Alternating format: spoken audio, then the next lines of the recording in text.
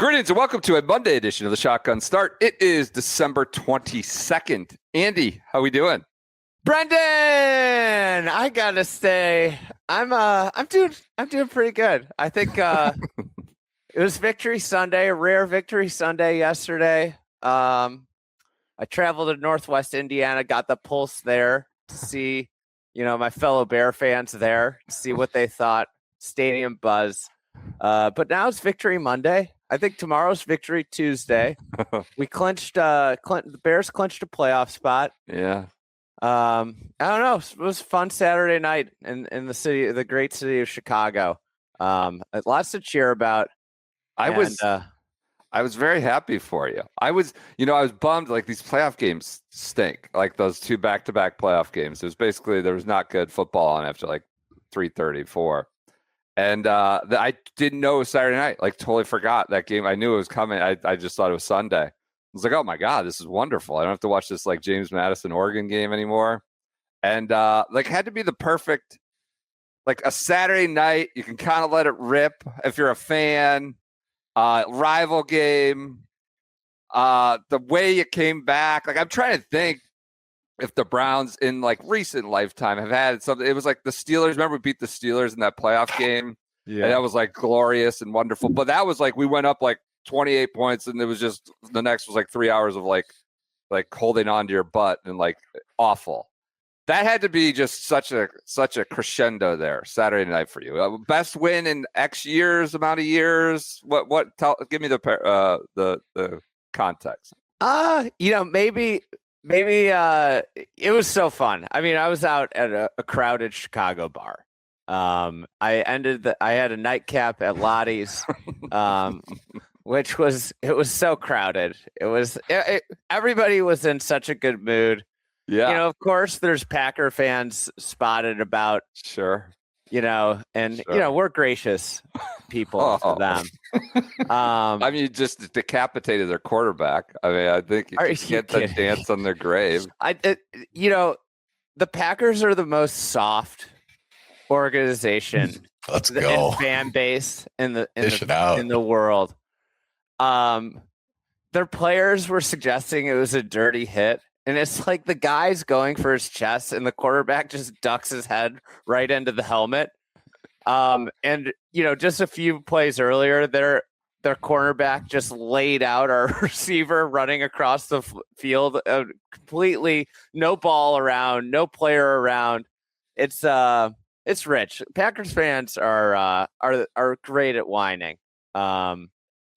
The refs did their best to hand that game to the Packers. There wasn't going to be a pass interference call on that bomb. I mean, probably the best throw of the year. The winner to end the game. I don't know. PJ's spread this Jordan Love propaganda. I think the worst thing, I've been thinking about this. I've been talking to my friends about this. The worst part about that game, what I'm worried about, is that the Bears unfortunately showed the Packers who their franchise quarterback was, and it's Malik Willis, who's like 8 times more terrifying than Jordan Love. And I keep hearing this propaganda of how Jordan Love's like the 3rd best quarterback in the NFL. And like, why am I happy? I never said that. I never said that. Why am I sad when he's out of the game and his backup's in the game? Because his backup's really good. Had to be frustrating with the backup came in and then it kind of kept you at arm's length. But yeah, it was like, I know the throw to Moore was like, whatever. This is like this moment forever. The one on 4th down to the corner, well, I like rewatched that a few times. My fellow Shaker Heights native, Jade Walker, who just like walked off the street and like that was like, I know he's wide open, but the throw and the catch that was very, I mean, you could see that not working out 6-7 times out of 10, even though he's wide open 5 times out of 10. I don't know. That was sort of a miracle in and of its own right. But the ender was amazing. The Packers fans are like, oh, we have all these injuries, blah, blah, blah. Like, your cornerback broke one of our receivers' back on a cheap shot early in the game. And then we had literally a guy playing off the streets at wide receiver, and our defense is like a mash unit too. Like we got guys that are like coming back from injury and getting re-injured. And all I'm going to say, we're going to the playoffs. We clinched our playoff spot. One more win, we win the division. 1 seed still, we got to keep it focused. We got to get the 1 seed. You want the 1 seed. You want it all. You want it all. You want Packers fans just crying in their beer for the rest of eternity. You're focused on them. You're focused on the 1 seed. I love it. I'm focused on the Packers. I'm not focused on the Packers. Pretty held up on recriminations with their fans meltdown this morning. A meltdown, by the way. Just incredible. Onside kick. Complete meltdown. It's such a thing that the Bears would do is what happened to the Packers. And right. It's just so amazing when you start to think, oh, maybe this is where the tides will turn. And we'll always remember the great meltdown in 2025. I mean, I guess, is that what made you feel so good? Is usually it goes the other way. Like usually this isn't the one you get. Oh God. Yeah. I mean, this is the members of this podcast. Right. I was talking to PJ yesterday. That scenario is what always happens to our teams. Right. Right. The other side of that. Right. It was incredible. I'm very happy for you. We got something to ride here going into January. PJ, are you going to offer an apology to anybody that you suggested Jordan Love was MVP caliber quarterback at the beginning of the year? No, I'm not. I'm not going to apologize. You're making fun of a man who has a traumatic brain injury. I don't think that's okay. You know what? We're good over here. I hate this because I don't want to root against Caleb. I love Caleb, but now you're making me choose. They're going to play again in the first round of the playoffs in 3 weeks, and I'm going to have to be on Jordan Love Island. I'm going to be over here, and you're not going to be happy about it. Going to take the job. Malik Willis is not going to take the job. He is a free agent, though. He might take the Jets' job. He might take the Jets' job. He's not going to take the Packers' job. I promise you that. I'm happy for you. You were fired up Saturday, fired up Sunday. I'm very happy for you. You called that the best throw in your Bears history? This is the best throw of my lifetime, without a doubt. Yeah. Wow. What a disrespect to Cade McNown. One of those jump balls that he used to throw. Remember how he used to just throw the ball in the dirt half the time? He just couldn't get it to wide receivers. God, Cade McNown is an incredible quarterback. I'm happy for you. Yeah, Cade, that was the Tim Couch draft. That was a good one. That Cade McNown draft. We're back. Who was a guy the Bengals? Achilles Smith. Yeah, that was the famous Sports Illustrated cover. The Browns are coming back, and it was they pick Achilles Smith or Tim Couch, one or the other. What are we doing? Dante Culpepper was in there. Career? What's that? Achilles Smith. Who had the better career? Tim Couch Tim Couch was decent for a Couch stretch. was legit. Couch was. I'm not saying he was some sort of all pro, but he had a real career for just being thrown to the wolves for 5-6 years, just getting decapitated with guys from a rec league blocking for him. He was he was not as bad as history kind of looks back on him. So I'm going to give you a reprieve here. From here out, you got 26-year-old Malik Willis, or I think he's 27-year-old Jordan Love from here out. What are we talking about? What is this discussion that we're having right now? Just chumming the waters, stirring the pot. I'm not even going to justify that with a legitimate answer. I saw one quarterback of 3 quarterbacks really struggling with the Soldier Field wind, and it was Jordan Love, sailing passes, throwing up ducks. Feels like you're having the commies. You are relentlessly going at a guy you might have to play in the first round of the playoffs. That's what I'm worried about. Is there you're doing this rain victory dance on December 22nd, and it's coming back around. It's not a victory dance at all. All right. Okay. You seem pretty. Called the Packers fans soft. You seem gleeful about the other side being down in the dumps today. They aren't down in the dumps. They found their franchise quarterback. Malik Willis is a problem. Malik Willis is like Diet Snoop Huntley. Did you watch that game? Malik Willis was dealing. He we was couldn't good. do anything He about was him. surprisingly good. I think that's because you expected him to be terrible, and the bar is so low that like all of a sudden now you're because he wasn't absolute dog shit for the hour and a half he played. You think he's the future. So I don't think they punted. They didn't punt after he came in the game. yeah, it's interesting. I don't know. I'm happy for you. This honestly feels like the commies last year, where you start the year. Like, and you are on the record on this podcast, smoke and mirrors. We're not good. But then you slowly, you might be good. You might be better than just smoke and mirrors. And then you could be the 1 seed. You could be the 2 seed. You could be the NFC Championship. Who knows where this goes? There's no really great team. I'm happy for you. You're in the fight. Good, better, best is playing out. We're just getting better every week. Not to prolong football minute, but I do know, based on some visuals, that we have a Nico minute coming, so it will all even out in the end. There we go. However, do you have maybe, speaking of Packers franchise quarterbacks, do you have anybody you'd like to thank for maybe clinching a playoff spot yesterday? Do you have anybody you'd like to just say a quick, maybe I appreciate you, thank you? You know what? I'll thank the NFL referees. Yeah, it's not what I was for maybe for. the worst. I think it was the worst description of a call ever made. That the is most true. confusing I love description of a game-ending call in which the home team lost. But I don't think the ref could have described it any more so that it seemed like the home team won. He said there's a touchdown on the field.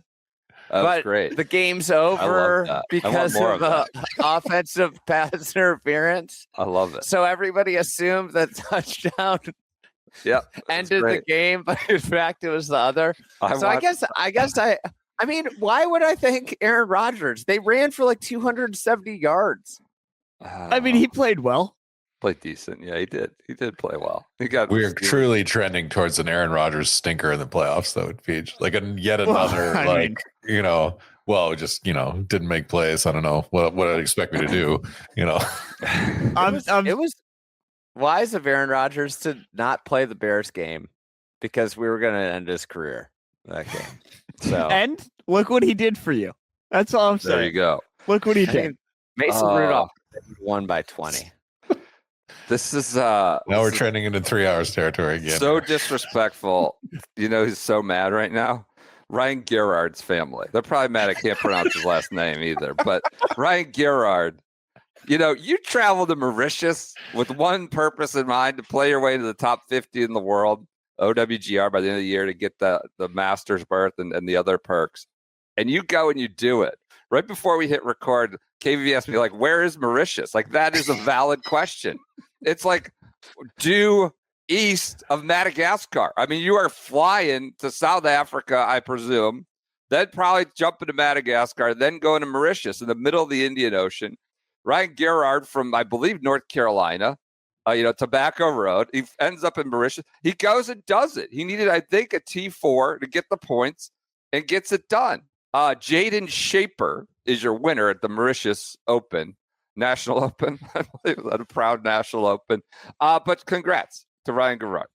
I believe that's got to be his first Masters, right? Shaper wins, but Gerard wins also. Runner up needs a T4 and finishes. Loses in a playoff. Never played the Masters. Never played in the Open. Obviously had that great Quail Hollow PGA. But congrats to him. That's your golf news from the week. That's going to be two really famous North Carolina Tar Heels playing their first Masters. Who's the other one? BG, Ben Griffin. Oh, Ben Griffin. Yeah. Yeah. How about that? Drake May. Yeah, they got some good. Who had a better weekend? Ryan Gerard or Drake May? Who's a better weekend for the former Tar Heel? Drake May's good. Yeah, he seemed pretty good. Really seemed pretty good. All right, let's get to year review. Let's jump in. We left off. We had a beefy boy. Look. I had some notes from the last year in review. Here we go. I made it to the point where you surmised that I might not be listening. Who did that? At the end, you said, "Well, Andy would say something, but he's probably not listened to this at this point. Oh, I did make it too. That. I don't even remember saying that. Well, you know, it was like 4 hours long. So I was going to tell me, you could have told me that was said at any point during that recording, and I would have potentially bought it. Yeah. I wanted to thank PJ for reminding me and acknowledging the take of prison is the best thing for your golf game. I forgot about that, and I had do that one. think it was the best. It's my best golf take ever. Yeah, is that if you want to improve your golf game, the best way to improve your golf game is to go serve a prison sentence. I went back and listened to that episode, and you were just cooking. You were just like, if you make a bogey, who cares? You were in jail. That's the thing. I thought about this a lot. And this comes from, I remember when I started working full time, I realized that golf was like, in a way, a little bit easier. It wasn't easier because I had like way less time to practice, but the idea of like a bogey, it's like I had this job and shit would go wrong all the time. And I'd just be like, oh, whatever. I mean, it's not as big of a deal as having to pick up the phone and give somebody some really bad news all the time. Sure. Just commit some victimless crimes that might get you some time. And then maybe that's the way to get back on the path. Honestly, I think like if I was Colin Morikawa, who, we're going to get to being in a slump, this isn't an unreasonable situation. Is like find something that puts me in jail for 6 months, and I guarantee baiting San Quentin. I guarantee I come out of it a better golfer. Like investor fraud or something like that. Like not a violent crime, but victimless crime. I think this is absolutely a bulletproof theory. I agree. And then I have a bone to pick. I have a bone to pick with Brendan. Sure. You brought up Peyton Manning, I think, hitting a spectator with like a slice. Yeah, or some structure or something. I don't think it was a person. I was very deeply upset that Peyton Manning was brought up in a golf context in this podcast, and there was no mention of him outplaying Phil on national television for 9 holes in the match, where he legitimately beat Phil for 9 holes. And I just wanted to point out that was very disappointing. That was for some of the glory days of SGS at some point when we had no professional golf, and so we conjure up takes that Peyton Manning is beating running wind sprints during in the rain. Pandemic or whatever it was, April of 2020. Yeah, I think that's my favorite, is that Brady got there like hours before the match and was running wind sprints in the parking lot in the rain.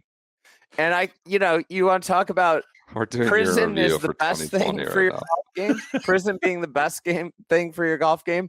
Yeah. I think like if I was going to create a list of things of like absolute, do not do this before an important round of golf.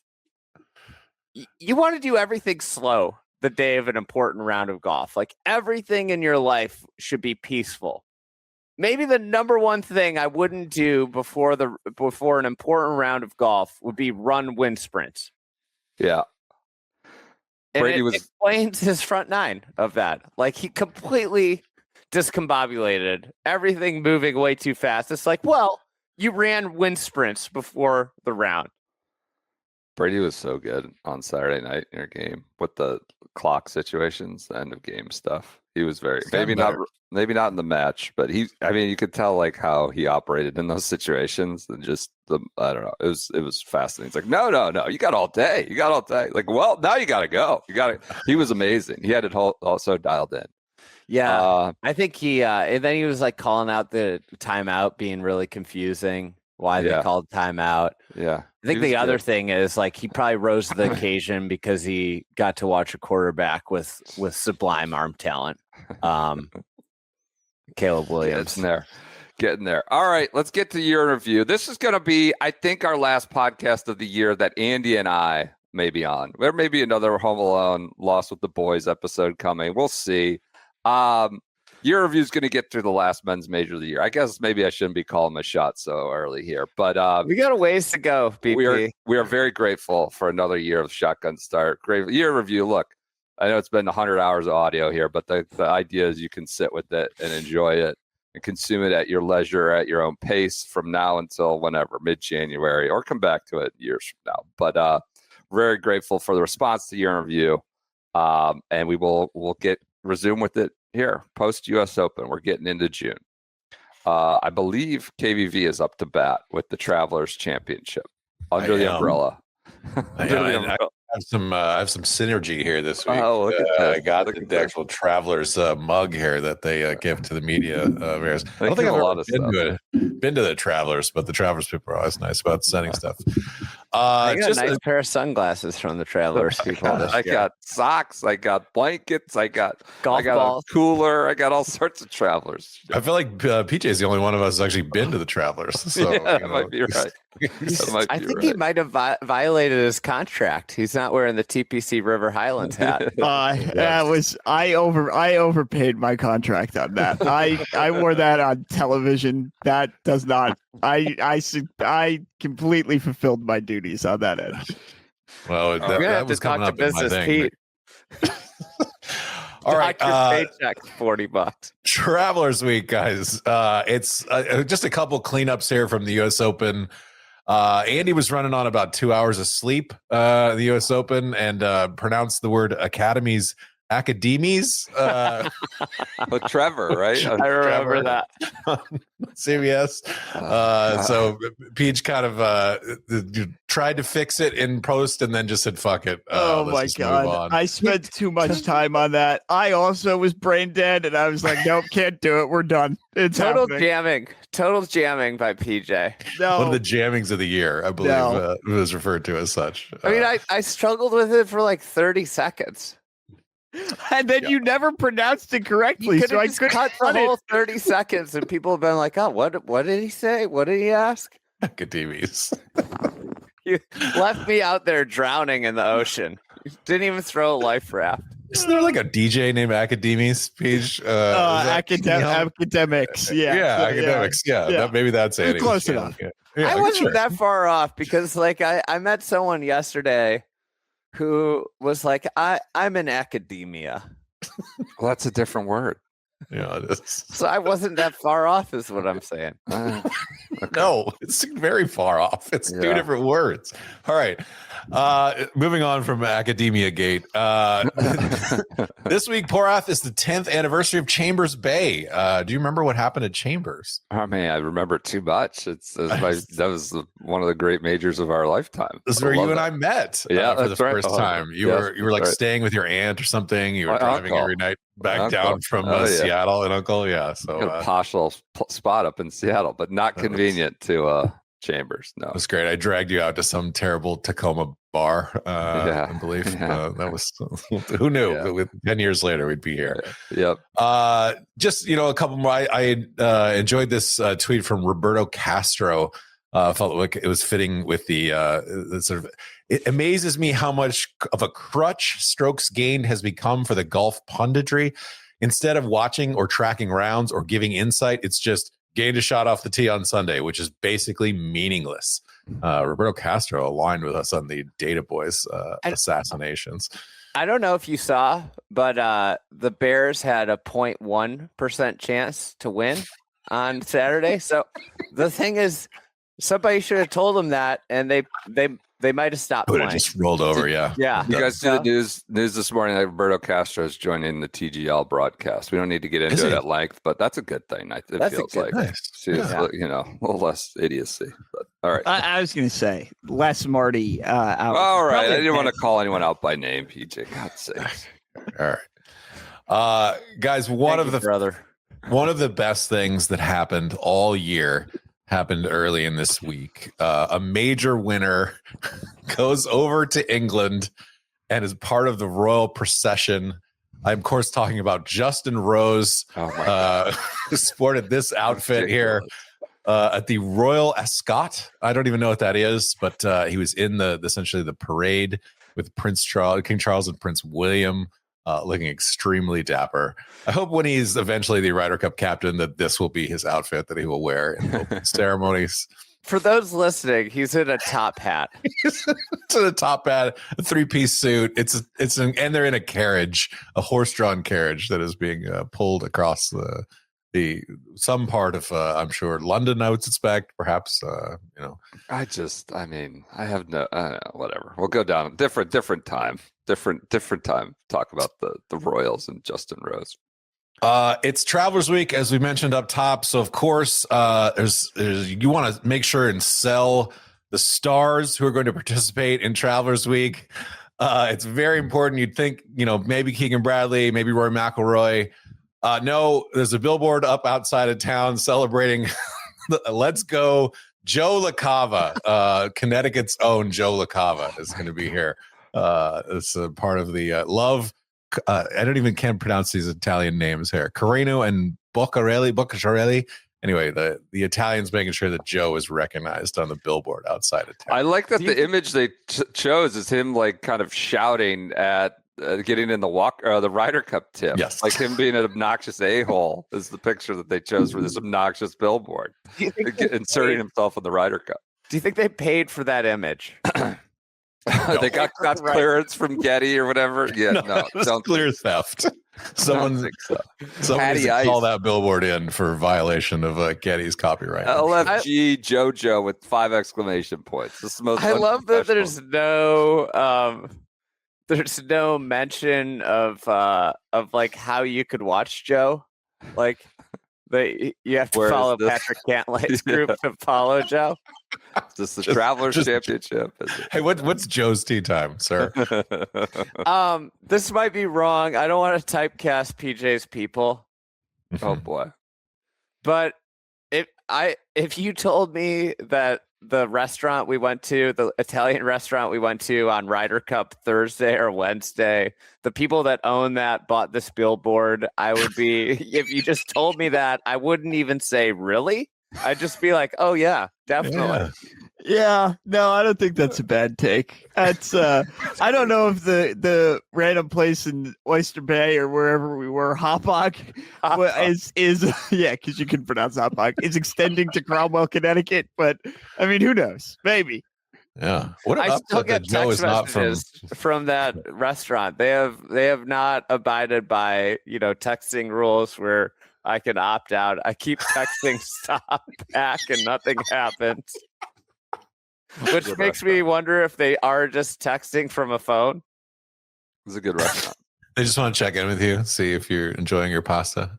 I'm still jealous of the pasta you had that night. I made a very bad call.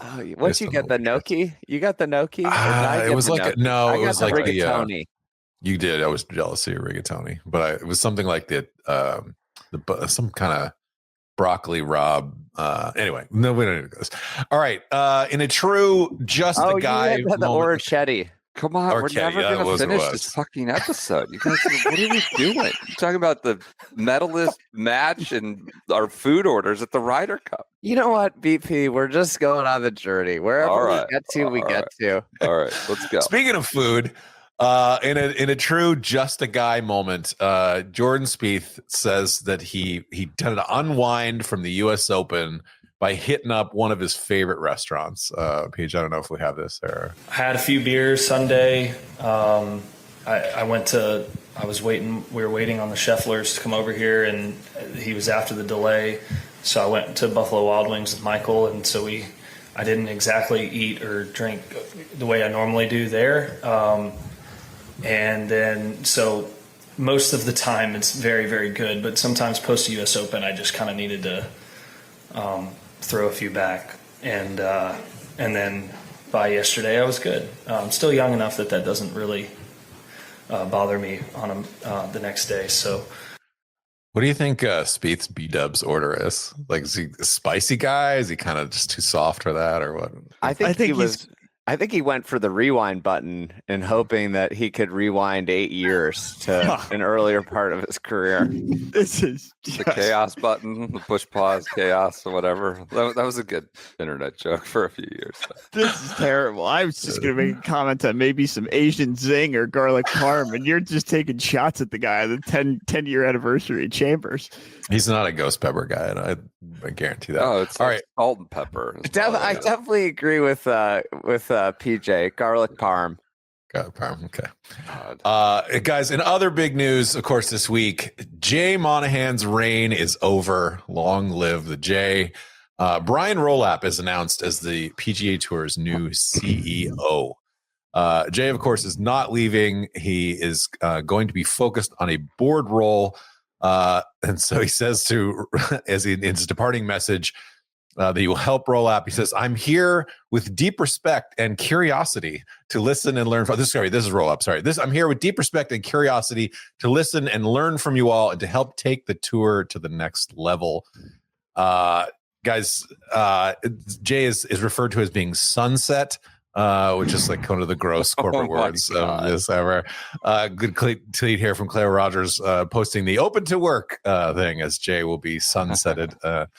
In the future. Just a little intel from a friend of mine who covers the NFL, Rolapp. He said he's a smart guy who looks like he slept in his suit all the time. I don't know why we can't get a PGA Tour head who has a properly fitting suit, but that will be the case. Porath points out correctly that he really looks like Jim Brewer, which is quite the confusing thing for this. Like a also ran Saturday Night Live comedian. There we go. Yes. Hitting a picture of Brewer up.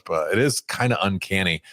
And of course, who's Rolapp's old buddy? Who did he go sort of past time at Harvard Business School with? That would be Scott O'Neill. Yeah. They were sort of congratulating each other years ago on Scott O'Neill's book, Be Where Your Feet Are, which is one of the sort of buzzy business word things. So What a ridiculous book title. Be where your feet are. Well, you can't be anywhere else, Scott. Rolapp is not much of a golfer, it turns out. He might play 5 to 10 rounds a year. We looked to see if he had a gin. He did not. He says, "I'm not here for my golf." And so Jay, in leaving, says, "We went through a productive and ultimately inspiring process, but ultimately got us to the place where we chose Brian. I have agreed to stay on through my term to make sure that I do my part for a smooth transition. But I'm going to fully support Brian as he stepped into the role." The inspirational moment, I'm sure. Agreed to 18 more months of paychecks. This is just for the smoothness factor. That's a pretty And big private jet use. Yeah, come on. Yeah. So magnanimous. Not a lot of Don Rea news this week, except for his congressional essay gets added to the soundboard this week. So I just wanted to make sure that that was got a mention. Jordan Spieth did not need a sponsor's exemption into this. His sponsor's exemption ended up going to Tom Kim, but Jordan Spieth played his way in. It must have been, all that strong playing while injured. Get to celebrate at B-dubs a little bit. Did he play his way in without sponsors exemption? He did for this one, yes. I'm saying without. Oh, without no, sponsor. he definitely no. He needed those sponsors exemptions to get off the sponsor. I wanted to clarify there. Thank you for clarifying that. Yeah. Guys, just a couple other shotgun start notes. One and dones this week. Someone picked Keegan Bradley. Anyone remember who that was?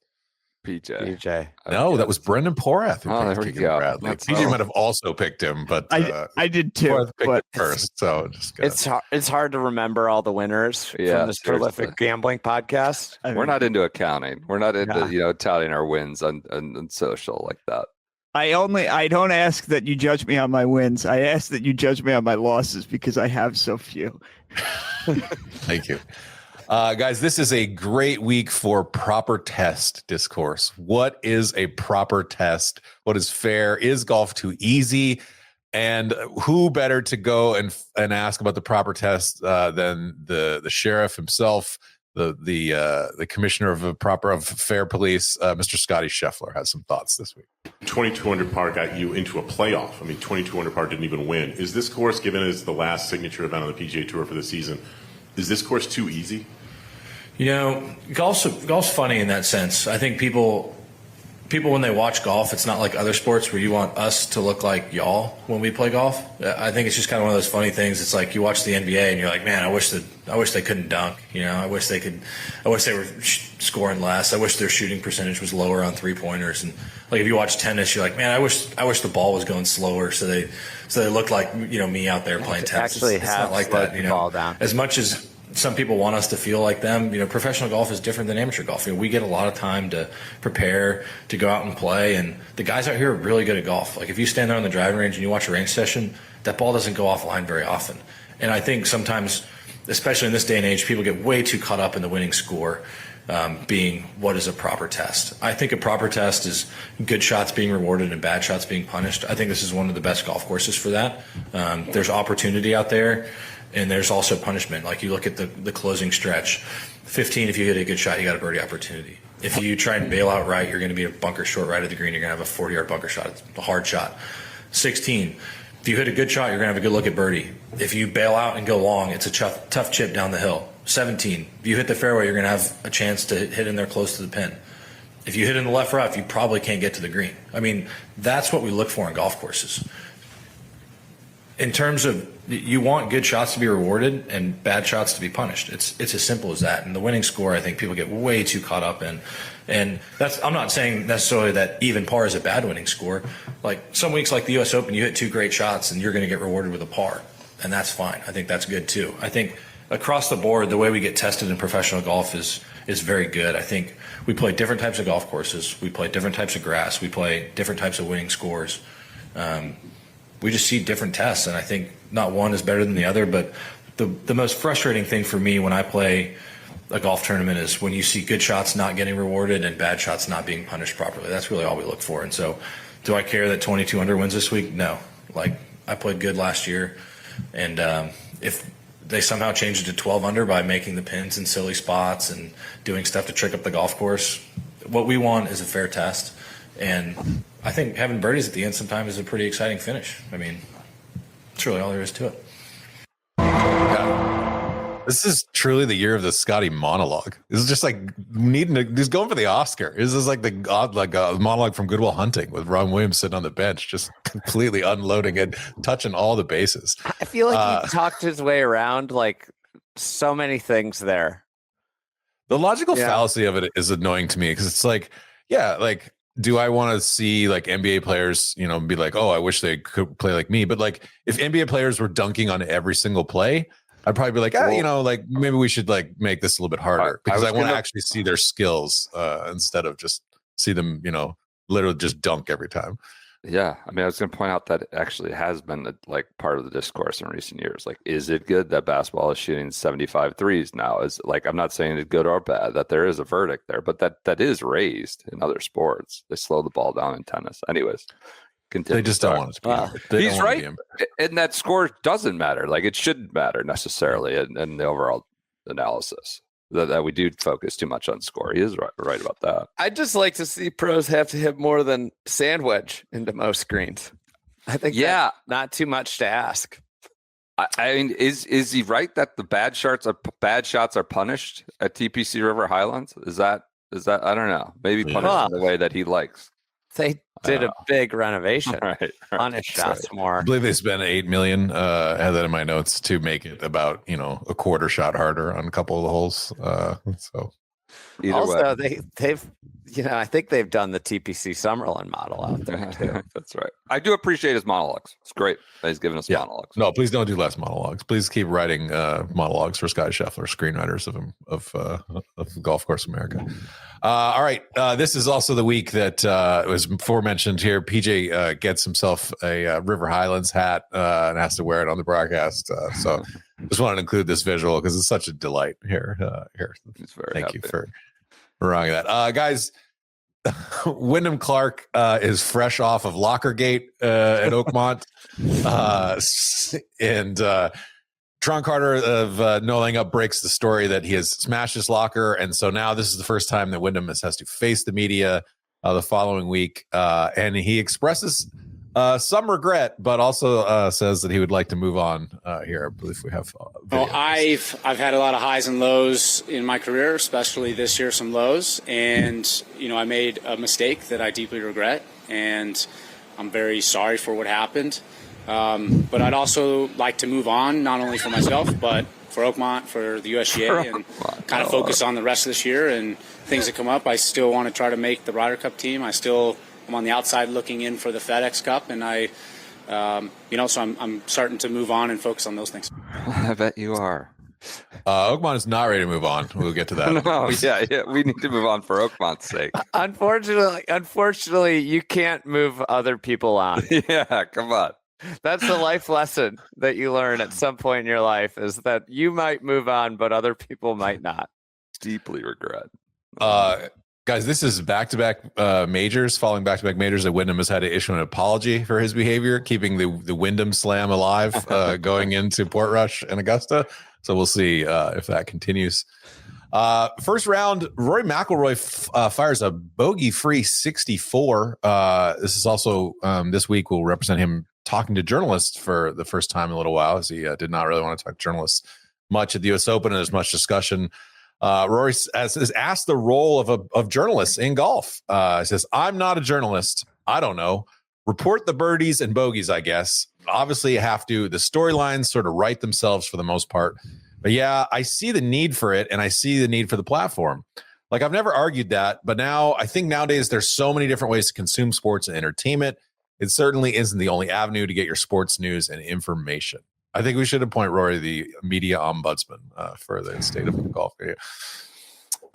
Guys, for some reason, the tour decides to go all in on Adam Schefter serving as a walking on-course reporter for PGA Tour Live this week. The sort of cross-promotion between ESPN and PGA Tour comes to a head here. And, when sports journalists become celebrities, the people who are in the sport often they love having the celebrity journalists around. Keegan Bradley says just hearing his voice is so iconic with football. Oh my God. I'd turn on the TV hoping to hear Patriot news, and he's the guy. It's just really fun. It was a thrill to meet him and have him out here. God. Keegan probably felt like, Kevin Durant walking around with Adam Schefter. That's probably why he was happy about it. The little lad just patting him on the head, Look at my man, Bobby Dameron, putting in the work. Robert Dameron, having to shepherd Shefty around and show him the ropes of how to be a professional. All right. Adam decides to do a couple PGA Tour NFL comps here. This is big catnip for everyone. It throws out Luke Clanton and Cam Ward, I guess. Patrick Mahomes, Scottie Scheffler. That works. Yeah. Ben Griffith and Brock Purdy. I don't know where that one comes from. Adam Scott and Russell Wilson. This is just I'm an embarrassing, I think, comp here. I can't believe my guy Adam Scott got compared to Big Russ. And then Jordan Spieth and Matthew Stafford, also very confusing. But the one that sort of comes was that both from Dallas. Matthew Stafford's the best quarterback of a generation. Yeah, Matthew Stafford is blossoming into his late 30s. Do you think Spieth is going in that direction, or do you think that Spieth had early success and then perhaps regressed to a different level? Matt Stafford's better than Aaron Rodgers. Could be. Better career. There is one comp that comes at the end of this. Tommy Fleetwood and Dak Prescott. Maybe hold on to that thought as we may revisit that later. Guys, this is also the week that Victor Hovland joins the shotgun start. Very, very nice to see Vic. I didn't remember. I didn't get this in the thing, but we did ask him what his favorite fruit was. Brendan, do you remember that? I can't remember. Banana? Is that right? Banana? Okay. Right, yeah. All right. We're compiling a list here. We're working on this. He does say that basically, he kind of throws Jay under the bus on the way out the door. Says everything could get better, especially the messaging.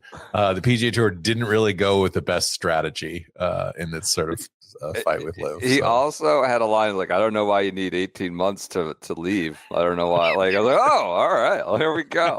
I don't think he's a fan of Jay. Victor, if Scottie's winning Best Actor, Victor's Best Supporting Actor, and he just maximizes his screen time whenever he's around. Guys, it's also the week of the women's PGA at Frisco. So more talk of what is a proper test, but not quite in the same way as Scottie. Nelly Korda has some thoughts. She says the thing is, it's so hard for us to speak out because then I feel like people are going to think that we're whining, Korda told Golf Week. But the men, their apex is so much higher. So when they do land it on the green, they can do more with it at the end of the day. Our apexes only get so high, and then it can get high in 35-mile-an-hour wind. If there's 35-mile-an-hour gusts, it's so hard for us to exactly float it into those greens because you're trying to penetrate through the wind and not have the ball blow all over the place. It's a major championship, and it should play hard. I think 100% it should play hard, but good shots need to be rewarded, and I feel like you're always on defense right now. You know who didn't think it was that hard? It was Minjee Lee. She said, yeah, it was hard, but it was super fun. Shoots a great score, ends up sort of winning. The final round scoring average was 75.6 for the week, the highest of any LPGA major since the 2013 Women's Open. But there was a lot of complaining. Andy, you pointed out, like Lexi Thompson was like in the rough on a downslope, hit a shot into green, went over the green, and the sort of response from Pressel and Tom Abbott, good shots just aren't being rewarded. Who'd think that maybe you couldn't hold a green downwind on a downslope from the rough in a major championship? I think I was flying somewhere when this was on Sunday, and I just was getting so frustrated listening to the commentary that I wrote. Yeah. Keegan Bradley shoots a 63 on Saturday to sort of get into contention this week. And he's definitely not thinking about the Ryder Cup at all because people are, chanting Ryder Cup, Ryder Cup, Ryder Cup as he's sort of coming up with everything. But Tommy Fleetwood is truly the story. He fires a third round 63 to put him in striking distance for his first PGA Tour win. Everyone's kind of pulling for Tommy, just thinks, my God, like this is it. This is finally going to be Tommy's chance to win a PGA Tour tournament for the first time. On that Saturday, guys, Scottie Scheffler opens with a triple bogey and shoots 39 on the front. He'll fight back, but end up shooting 2 over 72. Why is this significant? Scottie will not shoot a round over par for the rest of the year. This was one of only 5 rounds over par that he shot all year. This one twice at the U.S. Open, once at the Waste Management, and once at the Players. Also on Saturday, Russell Henley assesses himself a penalty for moving his ball on the 8th hole. I think we have a video clip of this speech. I asked you about 8 yesterday. What went on there, and why did you? Yeah. Why was I what? I was going to say adamant about taking a penalty. Yeah. It looked like it could have gone either way. Well, when I took the club back, I saw the ball move a dimple to the right. I saw it fall to the right, and so I know that for a fact. And right when it happened, it kind of shocked me a little bit. I still hit the shot, and as the ball was rolling on the green, I was thinking something just happened there. So I knew that the ball moved. And I just felt like it was the right thing to do. The rule says you have to be, I don't know if it's 19 out of 20 times or 95%. Yeah. But just definitely sure the ball moved, and I am. And so I just felt like it was the right thing to do. Good Guy Jerry Award winner. Absolutely. What an honorable thing to do there. As of course, we won't really give much shit about it at the end, but Russell Henley ends up missing out on being in a playoff by 1 stroke, and in fact called himself a penalty early in the week. What an honorable thing. Victor Hovland perhaps didn't eat enough bananas, has a neck problem and has to WD after shooting 63 on Saturday.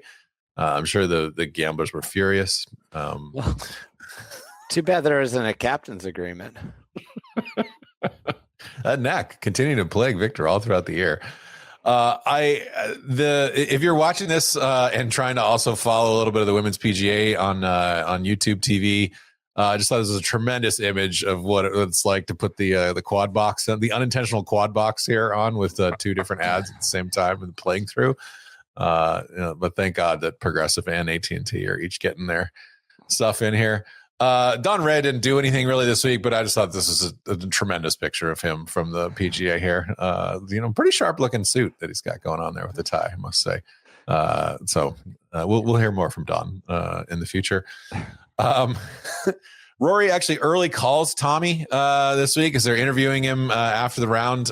Basically, says like, it's great to see him get over the line. Rory, man, yeah. I forgot about that. Yeah, we're not a gambling podcast prognosticator. Russell Henley does chip in on 18 to get to 14 under, but Tommy Fleetwood comes to the last hole with a 1-stroke lead. All he needs to do really is make a par and hope that Keegan Bradley doesn't make a birdie. Tommy hits a very poor iron from the middle of the fairway to the front edge of the green, and his lag putt ends up outside of Keegan Bradley. He hits a not great putt that drifts a little right, and then Keegan rolls in a putt to win the Travelers. Everyone is, elated for Keegan here in the New England area, but of course, many people, much of golf Twitter is gutted for Tommy, and he faces the music with the media, sort of showing that you can talk even after a difficult loss here. Upset now, I'm gutted, I'm angry. When it calms down, look at the things that I did well, look at the things that I can learn from. I said yesterday, I haven't been in this position all year, so it's been a while. I felt like I did a lot of good things, but there was things that I, definitely can do better, and I have to do better. So, the most stupid thing to do and the worst thing to do would be make a week like this a hindrance to what you do going forwards. I obviously played great. I put myself in a great position. I was leading the tournament of 71 holes.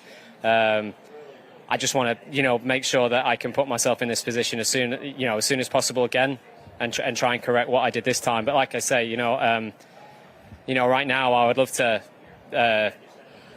just go and sulk somewhere, and maybe I will do. But there's just no point making it a negative for the future, really, and take the positives and move on.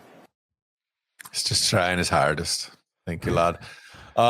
Keegan Bradley, of course, now the talk immediately is, will Keegan Bradley be a playing captain on the Ryder Cup team? He's now 7th in the world after this. And he, in fact, brings it up in the press conference afterwards that one of the first things the PGA Tour of America said to him was, how would you like to be the first playing captain since Arnold Palmer?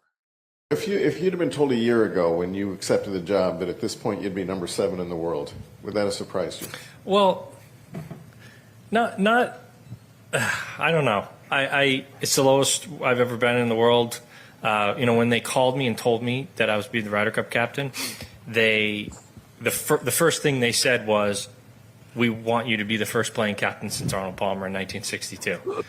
And my head was spinning. I didn't know what they were talking about, but they knew that was a possibility and that we would have things in place for that. But, I'm always trying to be the best that I can be, and I feel like I'm playing the best golf of my career right now. And, a year ago, I don't know if I would have thought I'd be 7th in the world, but I certainly thought I'd be, contending in tournaments. Well, when the PGA of America called me, and Zach Johnson was on the call, and Seth Waugh was the person who called me, and he mentioned that he wanted me to be, because when I get the call, I'm thinking I really want to be on the team, and he first thing he said was, we want you to be the first playing captain since Arnold Palmer, which is a heavy burden, but and I'm also fortunate if Tiger or Phil or these guys got a captaincy at my age, they would have done it the same way. I've just been lucky enough to be, asked to do this at a younger age. Do you think it was Zach who said, they just blurted that out, like, we want me to be the first playing captain since Arnold Palmer? Because listening back to that, it seems kind of vague that who was talking there. It might not have been Seth, might have been Zach. Wouldn't have surprised me. I mean, God, what a year for the PGA. Just Benny Hill music from the start to finish. Clearly a great plan that they've followed through on. Yep. So that wraps up Travelers Week, guys. So I don't think that was good. That was a great event. God, yeah. Tommy did fall off a little bit there. Not saying he disappeared, but then he came back. Obviously it was good by August. That was a great finish. All right. That's a great finish. A great start to your day would be brewing a cup of Good Walk coffee. I did this morning. I've got my big jumbo mug. It's a mug that's about like Mother's Day or something. So yeah, it's maybe not appropriate mug, but it's full of Good Walk coffee. You can go to goodwalkcoffee.com/SGS to subscribe or /shotgun. We've only been doing this 2 years. I keep getting it wrong. Keep getting it wrong. goodwalkcoffee.com/shotgun. The code is SGS. You get 20% off. It's a great gift. Late gifting option. Here, I got you some coffee. Option. You are going to consume this. You are going to use this. Especially if somebody's traveling in to see you. Yeah. Because you could say, I shipped it to your house. Right there. And you actually got them. By the time they get home, the gift's there.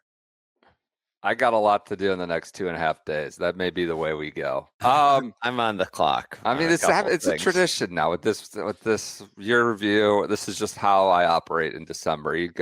December 22nd on is when everything gets done. The year review is the culprit. Problem. Yeah, that's the problem. I blame work. I have to work. We got to work. So you go to goodwalkcoffee.com/shotgun. You can support our work that way. We get a little cut. I've been handing these bags out to people as a gift here and there. I've always puts a smile on their face. I'll actually use this. Goodwalkcoffee.com/shotgun. Code SGS gets 20% off your entire order. Or if you subscribe, you get 10% recurring for each order. Plus, you can use that one-time SGS code. We've got medium light roast and medium dark roast there. 2 different blends. Goodwalkcoffee.com/shotgun. All right. We are zipping from Hartford to Detroit for the Rocket Classic. I believe I had this one. A lot of discourse lately about how the PGA Tour will sort of reintegrate LIV defectors, LIV boys. Well, one way you could do it is just find a guy who's completely sucked and is totally irrelevant for a number of years, and that's what they did with this one. James Pyatt gets a sponsor's exemption into the Rocket Classic, the local Michigan State product. He got a sponsor exemption because he served his time, hadn't started in whatever amount of years. So that was big news early in the week. We have a LIV boy coming back to the tour. Bob Herrick had an article with Joe Ogilvy, not Jeff Ogilvy, where they talked about the future. Brian Rolapp coming aboard. Rolapp still fresh announced as the new CEO, the new boss in charge. And Ogilvy, who's been, in the room and still part of the boards, says, I do think a person who's coming outside of the game of golf to a certain extent has some advantages. He can take a fresh look and say, okay, how is this league set up? What are the strengths? What are the weaknesses? Let me get this straight. Our players are the talent, and they are playing other events that we don't own and that aren't in our TV packages. They benefit from exposure, but it's not traditional. That's kind of weird. So this is sort of that undercurrent of like, we want our cut from the major championships for supplying the talent that are independent contractors, but not there are talent, but not in, all these terms kind of are half true. So this is like allegedly a Theo Epstein thing behind the scenes, but it's out there. Ogilvy is essentially on the record with Herrick, like, oh, that's kind of weird, doing this third person sort of Brian Rolapp imitation to Ogilvy. Just because there's tradition, is there really a business case for that? Well, that's good. Let's prioritize business case over tradition. That's always going well. He might look at this and say, why is this? If this is the case, you have to make the case. Why should this go on like this? You honor the traditions of the game, but not be bound by them. So when you have capital through SSG and potentially more capital, it takes a different skill set, it takes a different team, because you have to deploy that capital. Oh, that was one of my favorite phrases that entered the golf lexicon. Deploy the capital. How do we deploy the capital? It allows you to think longer term. The article ends with, there will undoubtedly be other changes, as Bob Herrick writing, in the name of profitability. Undoubtedly be other changes in the name of profitability. The tour has already started a program by which its various events must contribute to the purse via a flat fee, minimum of $500,000, and also fork over a percentage of revenue. So contribute more to the purse and contribute more to us from the revenue that would otherwise be going to, Ronald McDonald House or Digital Divide or things like that. More for whoever, the mules. Which, we also discover that the 313 challenge has just slowly been rolling back its amounts. It's gone from like 25,000 to now like 10 to down to 5 for like a birdie. There's just less money going to the local youth of Detroit and more going to, in the name of profitability. In this case, the inflation is player driven. It's the way. This is the way all nonprofits talk. So there's we can't deploy the capital for the 313 challenge anymore. We have to pull back our troops and deploy it elsewhere. I mean, the tournament operator there in Detroit's like getting held over a barrel because Adam Schenk needs a little more, needs a little extra on top. We get ratings talk from Travelers, and Josh Carpenter says Sunday is the third highest non-major of the year for the tour, behind the Players, which would make sense, and Heritage. So Keegan, Tommy delivers the goods. This made me wonder. I was just thinking about this as I did research. Heritage and Travelers are two of the top three. I think in the golf space, us, players, caddies, media, the week after a major, we just like, what? We're going from Oakmont to River Highlands.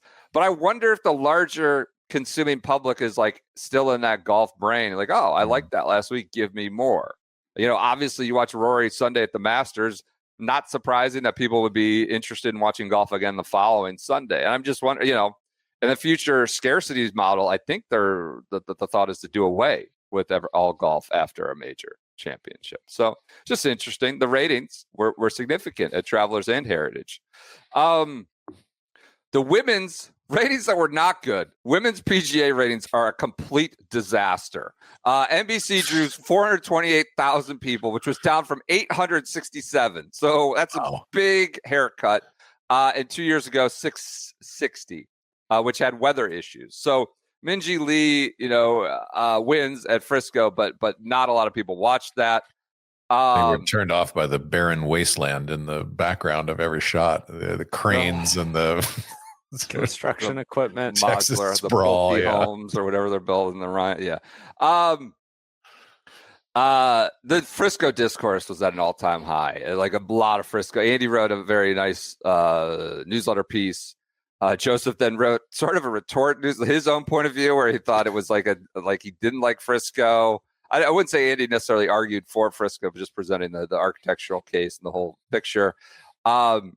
Joseph was sort of like, this was a massive missed opportunity. It should be a purpose-built. It was purpose-built to host majors, and you have to reroute it. Like, how is that happening? Now are we already rerouting like the 9th holes, the 18th, all this stuff? Like that about our newsletter. We don't have to have one take in there. We can have many takes. Andy's segment went far and wide. I think that was a very, very popular segment. That's the differing opinions make the world go round. Right. Be boring if everybody agreed in the company. I agree. This was one of my favorite moments. The LIV social team spoils the outcome of the Duels Virginia. They tweeted or Instagram it out, but this is, of course, a post-produced, to be posted later thing.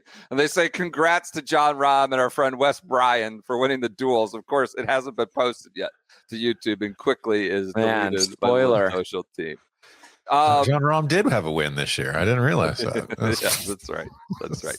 Dick Bland has to issue a statement. How about your boy Brendan being so into YouTube golf? He's not watching. He can't talk about Keontae George, a great member of the great young core of the Utah Jazz. I mean, I love it. I love that he's getting into golf. I love that LeBron is getting into golf. I mean, God.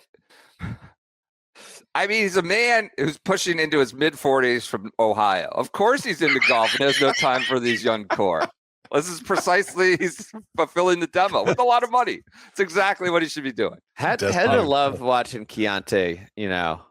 Everybody was writing off Keontae George and the Jazz, and Keontae just slicing and dicing the Lakers. Dick Bland has to issue a statement about not being able to defend his U.S. Senior Open because they've scheduled LIV Merida opposite. He says, I'm incredibly proud. I will always cherish it, but I have to commit. I'm fully committed to play my 14-event LIV golf schedule and honoring, quote, my opportunity with the cliques. That's just a great phrasing. What else? What, Morikawa. do you think that LIV schedule makers should have put more of an emphasis on the senior circuit? And Yes, I do. That is sort of where they're making. Yes, I do. Where are all these credulous business reporters who are gushing over the Cliques branding? Oh, Why are they coming. like stepping They're up at this moment and being like, "How dare the They're Cliques coming. Who cost knew? plenty of chance to repeat?" The year of 2025, credulous business mags just ready to write Cliques branding articles. I've now stumbled into my second or third one for this year in review part. What else do we have? Morikawa splits with Joe Griner. That lawn marriage didn't last very to July. So Joe Griner out. He did wonders for JT. Didn't do it for Morikawa. The Ryder Cup Mule Wheel debuts this week, I believe, on CBS Sports. Just a fun little game we did with the Mule Wheel. I draw Kevin Kisner. I'm somehow asked to defend Kevin Kisner as a potential roster player for the Ryder Cup, even though he's on the broadcast, this was not fixed. When you hit the wheel, you spin it, and you get what you get. You don't get upset. I got Kevin Kisner. All right, Brendan, you're going first. We're going to rip the wheel here. Brendan, who are you making the case for? This is such a disrespectful use of the term mule with so many players on here. It is. I don't disagree. But here we go. Kevin Kisner? We're going multiple playing captains. This is an impossible. All right, I have to make an earnest case for Kevin Kisner. Well, he fits so well at Bethpage Black. He fits so well there. Just bombers, long and straight like Kevin Kisner. Yeah. So that was live television. That was fun little experiment there in the summer. Colin Morikawa. Not only does he split with Joe Griner, he has a tiff with Adam Schupak. It was kind of incoherent. It was sort of Barbara Streisand affecting something that nobody really knew what was happening or cared or was that bad. But he goes on this, monologue at his press conference in Detroit. Did I send that to you, PJ? All right, we could play some of it. Who's going to caddy for you at the British Open? I don't, and I read your article that you wrote.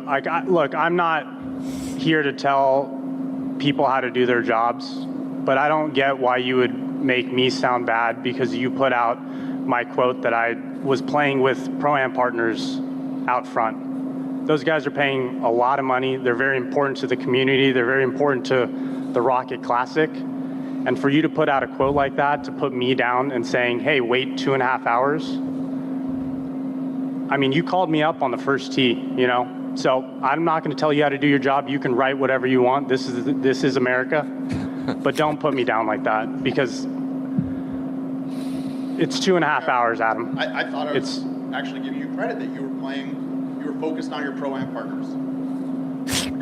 Okay, we can all read it very differently. That's not how I read it. I don't know how, but I'm just telling you, I think there's a perspective where people can read it like that.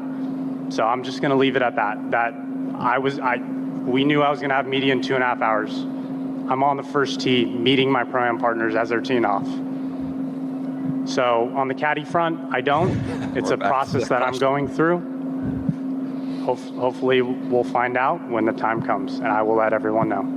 Thank you. So what was this great injustice that quote put him down to put me down like that? Well, the original article that was eventually edited by Spineless Golf. I don't know what happened, why they edited it out, but said this is how it put him down.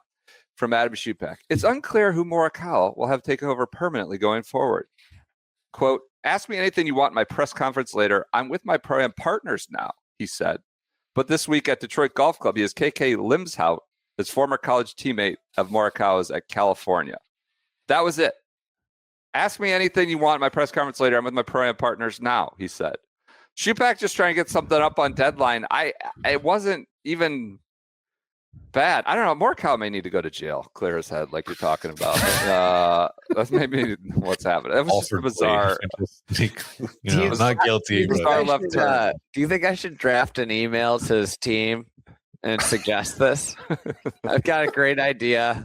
Way to kick off 2026. Stay with me.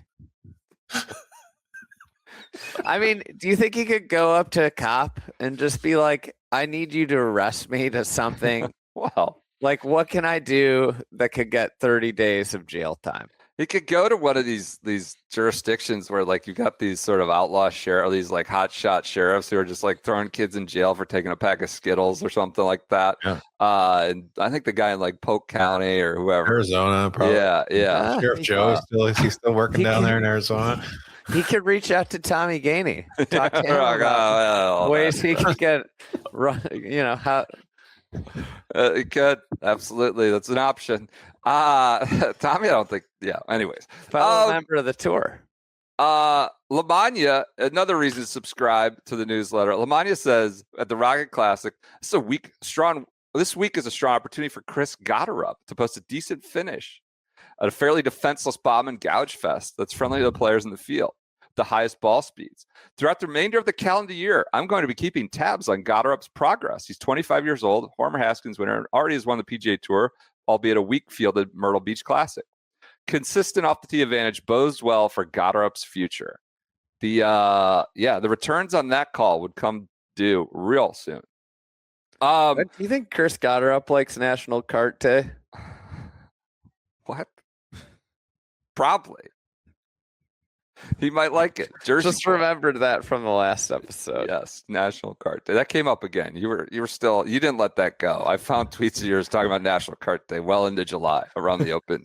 I might start. I can't wait. 6 months till next year's National Kart. Peach, can you put a calendar reminder? National Kart Day. So I can have 6 months. I can do it. 6 months till I'll treat it like the Masters this year. 100 days. It's National Kart Day. There's a new FedEx Cup Tour Championship commercial debuts. PJ run it. Of course, we're back. Starting strokes are gone. This was announced. We have a commercial for it. Preposterous commercial. FedEx Cup, no starting strokes. Take one. What? No starting strokes? Seriously? What? No more head start? That's right. This year, tough just got tougher. It's an even playing field. May the best win. Straight up. Straight up? It's straight up. Straight up, now tell me. Unbelievable. Guess I just lost my handicap. God, so Peach, they're we're advertising gonna get taken down because we played that. No, I think it's only 2 seconds, but I'll do some editing. Paula, don't come after us. Oh my goodness. I mean, the tough just got tougher. Wait, you mean like they've innovated this crazy idea. Like the way they play every single week is now just this incredible challenge to wrap up the year. Incredible commercial. I love thinking about the fact that like they had to reach out to all the agents and be like, all right, can you give us like 3 minutes with each player to like cut this commercial? You can tell Scottie like throughout it could just barely hold it together. Be like, this is so fucking stupid. May the best win. Tony Finau. And of course, Jordan Spieth gets the kicker. I mean, I don't like. What did he? Did he even make the final 30? I don't think he did. Right? Yeah, Tony Finau. I'm not even sure he made any of the playoffs. I can't even recall. Just what we were talking about, Kevin. You just alluded to. I teased this before we hit record. We have yet another business magazine profile in the cliques. Now, Forbes is just a straight up laundromat these days for whatever you want to just pay them. They'll write whatever you want. It seems like. So we have a cliques business article titled "Inside the Former Minecraft Boss Jonas Martinson's Cliques Culture Play." This is from the article. A clique is an antiquated driving iron that achieved widespread use from the 1880s through the early 1920s. So reverence for the roots in the game run deep. Why? Because their name is the cliques? Well, that's they have no other reverence for the roots. But the brand also needed to evolve. They landed on the tagline, quote, "tradition refreshed," to pay homage to the game's heritage, while at the same time holding the door wide open to new fans. That door is still open. I don't know if anybody's walking through it, but the door is wide open to new fans. Tradition refreshed. I like the idea, Brendan, that the brand had to evolve. Like, these aren't your grandfather's cliques. You know, they've been around for 2 years. Right. Quote, we're in the new century.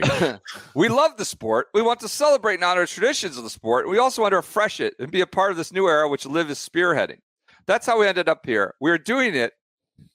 This is a wowzer. "We're doing it by being at the intersection of art, music, and fashion." I would just suggest, this is Adrian Marunk, Freddie Ketchup, Martin Keimer, and Dick Bland are at the intersection of art, music, and fashion. If Legitimately, who would you say is the most at that intersection on their team? Keimer, maybe. Keimer It has to be Keimer, right? Yeah, it might have a little culture to him. This Not is from the Morant, article. Huh? No, I wouldn't say that. If Martinson has his way, the new teed up C logo, Keimer and his compadres sport on their caps. This is the most insane sentence of the year in golf. The teed up C logo, sport on their caps, will transcend golf the same way Michael Jordan's Jumpman logo and the Ferrari's prancing stallion have. So the teed up C is invoked alongside Jumpman and the Ferrari stallion. And this is after they already said they're going to be the Yankees. Well, Yankees is already cited again in this article. Oh, my God. Quote, the first step is having people develop an affinity for the cliques. I would say it's a pretty big step. That's the whole thing. The first step is anybody liking this for any reason. Quote, you have to have people that love it and earn it, and we have to build the community. It helps when people who are other people look up to and can relate to are wearing the logo. That's what happened with the Yankees logo. So now we've got Jumpman, Ferrari, and the Yankees all in one article. It became a cultural phenomenon with lots of celebrities wearing the brand. So where are they getting this R&D about how to evolve as a brand? This is from Martinson. The great thing about golf is that you actually meet and see fans. We've done 4 or 5 Cliques garden parties now at tournaments. So this is where the Cliques garden party enters our lexicon, where they're getting this on-the-ground feedback. I don't know who's at these Cliques garden parties, and they're setting the new direction for the Cliques. We invite our fans to hang out close to a good location in the golf course. So just an incredible article at the intersection of art and fashion, Ferrari, Jumpman, and Cliques garden parties. This was a fun week for that. For the editorial standards at Forbes, man. Like,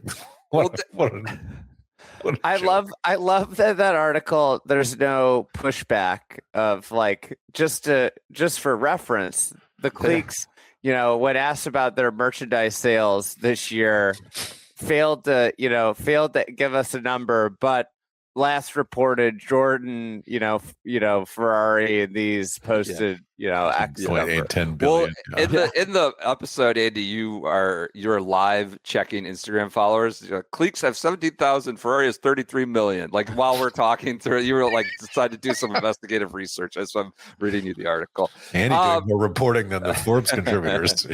It does end with the dose of reality. Player personnel. After former Cliques player Cal Samuja finished in the drop zone last season and got relegated, a personnel decision had to be made. Enter Florida State alum Freddie Ketchup. The Dane made a splash on the PGA Tour America circuit last year, winning back-to-back events. But for Martin's team, Martin Keimer, the resume wasn't the only deciding factor in choosing to add him to the Cliques roster. Quote, if he wouldn't have matched with our personalities, I don't think Freddie would play on our team, to be honest. So it's hugely important. I would just note here on December 22nd, Freddie is gone. No longer on the team. He went the Cal Samuja route. So they are back-to-back years of relegation. They can't find a fourth member. They've added Victor Perez, I believe, in the intervening weeks. With the team's 4 players serving as public face of the brand, what? I have to get this off before the end of the year. Otherwise, they'll never get off. Well, now seems like a good time. Rory, this is something Rory ruined. I was just about to get to this when Rory came on a couple episodes ago. I decided we weren't going to ask him about this, but did you see Abe answer this moving teams? Oh, Rory did ruin this. He did ruin it. We were about to talk about this in news, and then Rory rudely interrupted, came flying into our podcast. How dare he? Just completely ruined the episode. It's always a slide towards what would have been if we had done this. But Brendan, did you see the quotes from Answer about moving from fireballs to Torquay? No. I wanted to read you these.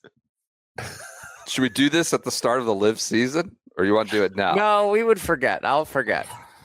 You just reminded me when I remembered Freddie Ketchup leaving. What a delightful Easter egg for someone out there listening for LIV updates, so they can catch us in the middle of the week of your interview. Here's what Answer said.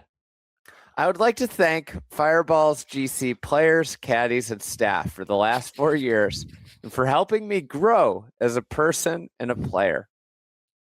I will be forever grateful for that stage of my career, and I wish them all nothing but the best in 26 and beyond.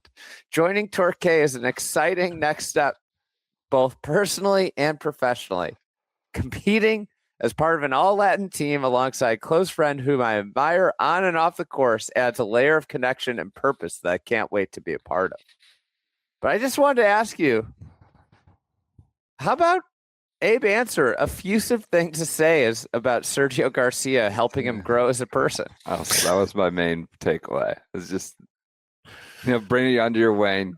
It's like, Jordan Love talking about what Aaron Rodgers did for him when he was first 4 years or whatever it was on the bench. Kind of ridiculous. But grow as a person. Sergio, I wouldn't say is, well, I don't know. Maybe on the personhood front, I don't know if Sergio's the model, but we'll see. Given this news, given this, this player development story for Abe Answer, Matt Wolff, should he be a Fireball? Is this the place that he needs to go to prosper? Bubba it didn't work with. Brooks it didn't work with. Could Sergio be the answer, the mentor he needs? That may be the one he needs. Sergio, just shaping hearts and minds, the youths all around the world. Matthew Wolff, God, forgot about him. Should have asked Sergio, or should have asked Rory about what he thought Sergio's mentorship. That might have been more uncomfortable than any rollback, or I didn't want to put him on the spot. All right. Believe it or not, that was not on the top of my head when we had Rory come flying in. I was like, I wonder what he thinks about Sergio mentorship. I thought about asking. Did you? Oh, well, you had the quotes tiled up. You're ready to talk. I was ready to go. Transfer. Yeah, you're ready to go. Sorry for interrupting. No, you're good. You're good. I had to get that off my chest. It's you're been good. Every couple of minutes, over the last week and a half, I've thought about it. Just to close out this Cleeks business article, with the team's 4 players serving as a public face of the brand, Martinson understands that the character carries an important weight, though naturally, quote, the performance in golf is also high up there. You think that matters? It might not. Maybe it doesn't, that they don't have to play well. When asked how he envisions the next 5 years playing out, he comes back to achieving cultural relevance and hoisting trophies. Quote, this is insane. If we see people running around in Cleeks hats and celebrities wearing our gear, that is success. So just, you're walking around Hollywood and just everybody's in Cleeks gear. Performance on the course is going to be hugely important, you think? So I hope we as a team have won a handful of tournaments, at least one of them being the team championship. I think their best finish was T7 as a team this year. So celebrities wearing Cleeks gear, 5-year plan. The article nobody asked for. What else do we have? Now at Detroit, Steven Yeager goes nuts on a tee box, nuts, tomahawks it 3 or 4 times. This became a viral moment. Oh, pretty fun. That was a good one. Get DMCA'd for that, too. Now in Dallas, similar at LIV, Brooks Koepka goes nuts on a tee box, smashes the marker, quickly, takes a big cut, full swing at a marker, smashes the tee box. WDs would say he had illness. It was 100 degrees. He was 7 over. It's Dallas in July or end of June. And marker could have caught somebody right in the teeth there. Yeah, it does. It is kind of at the rope line. Not great. And WD's with an illness. Tyrrell Hatton is overheard at LIV Merida saying the worst effing hole ever. PJ, did I send this to you? I think it looks like a par 5. Yeah. Before he's 7 under par for his second round. And he's got into 4th place overall at 5 under. So he reaches the green. It rolls back into the water just to set it up. With Paul Casey and Richard needs to stay there. Worst hole on the planet. That is fucking bullshit. Worst hole on the planet. That is fucking bullshit. I think like Faraday was like, I don't think he liked it when they like give it. They let it sit for like 20 seconds quiet. Why is he wearing shorts in that clip? I'm now doubting Pat Perez's reporting earlier this year that LIV guys weren't allowed to wear shorts. I believe they let them in Dallas because it was 110 degrees. Yeah, special dispensation. Outrageous. Well, we're on LIV assets. I did not recall this, but this is among the hardest I've laughed in my research. Bryson's sort of the home guy, the home host, and he has on the billboards and all these things. He came out at the concert for an individual by the name of Whiskey Myers that was holding a concert in Dallas. I think this was Saturday at the still around to go. And like Howard Dean at a rally in Iowa is just screaming at the crowd. I totally forgot about this. This is one of the hardest. You have it. Very nice. Dallas, you guys are incredible. Give it up for Whiskey Myers. Incredible. How are you guys feeling tonight? You guys showed up. You loved every minute of today, and I can't thank you enough for coming out. It was an exciting day. You stuck through it in the heat. I can't thank you enough, and you guys better be here tomorrow. It's going to be an even more incredible night. I love you guys. Go Crushers. Let's have some fun tonight. Dallas, thank you for showing up. Go Crushers. Throws his hat in the crowd. I love the idea of like, you enjoyed every minute of it, like telling them, not asking. You enjoyed every minute today, and you're coming back tomorrow. Tickets are available. Get your ass, come back, and let's do it all again. It's sort of incredible. I mean, Howard Dean is the best possible competition. It's the only way you could possibly describe that. Go Crushers. We're going to Riyadh. We're going to Dallas. We're going to go all the way back. We're going down. Go Crushers. One more from Liv Merido. Thomas Peters leaves the ropes to defend Pat Reed's honor. He leaves. Some guy was heckling Patrick Reed from like the hospitality, and Peters like beelines it like 40 yards, on a 90-degree angle, and goes and confronts him. So that's you love sticking up for his four aces teammate. Brian Rolapp is 1 week into the job, meets with the players in Detroit. Some are frustrated. Some are frustrated with the first Rolapp meeting. Some are supportive. They said, Bo Hostler, I think Shupak expressed frustration about players being kept in the dark on the Yasser Al-Ramayan and the merger. There was apparently the quote was no resolution in sight. It's total stalemate. We're like a month removed from the deal is on the finish line, or 2 months removed. No resolution in sight. Total stalemate. Players are like, why are we kept in the dark? I guess at this meeting, Pepe Peter gets up and gives what was termed by one, Mark Hubbard described it as impassioned, and Kuchar said it felt like, quote, an apology. So Pepe Peter, I think, sticking up for the mules or the rank and file, like we didn't backstab you as your mule representative on the board, gives this, quote, impassioned speech. Kuchar, but Pepe Peter, by the end of the week, is on the record defending himself or talking about. I thought it was awesome to. He says, he goes, "This was my spiel." He goes on for a while with Adam Shupak. "This was my spiel. I'm glad someone thought to call it impassioned. I felt very passionate about it. I still feel very passionate about it, but it's definitely been hard." So he's just talking about how we are going to look out for you, the mules. Kuchar left the meeting impressed by Rolapp, who promised to speak to 100 members before he even starts officially as CEO this summer. I don't know if that happened, maybe. Intends to speak to the entire membership during his first month on the job. Do we think that happened? The entire membership. He told them each he would ask them 3 questions. What do we do well? What do we do that you don't like? Which that sounds like a long meeting. And what can we do better? That sounds like a long. I mean, you get James Hahn on the phone, you're not getting off for a while. I'd love to see like the calendar of him. Just thinking that, Andy. It's Exactly. like literally like just like mule. You got a 1:30 with Robert Garrigus, Mr. Rolapp. What do we do well? What do we need to do better? God, he turns his camera off on the Zoom on the Google Meet. Yep. Brian, are you there? Are you there? Oh yes, I'm here. Just finishing a sandwich. Sorry. Pretty good. Your winner at the Rocket Classic is Aldrich Potgieter. He buries an 18-foot putt on the 5th playoff hole at the Rocket Classic to beat. Do we know who he beat in the playoff? 2 people. Grazerman? Yep, that's one. Okay. Chris Kirk. Chris Kirk. He becomes the youngest South African to win on the PGA Tour. He's still just 20 years old. We write in the newsletter, season of highs and lows, who's played in 3 final groups on Sunday and also missed 9 of 14 cuts. Kind of insane. Roller coaster ride. 3 final groups, but also missed more cuts. This becomes Speed Wars bonanza at Detroit. You've got Potgieter just going nuts. Thorbjornsen going nuts. With the tournament on the line late on Sunday, Aldrich pounded a 196 mile per hour drive, 366 down the 14th fairway, 10 yards farther.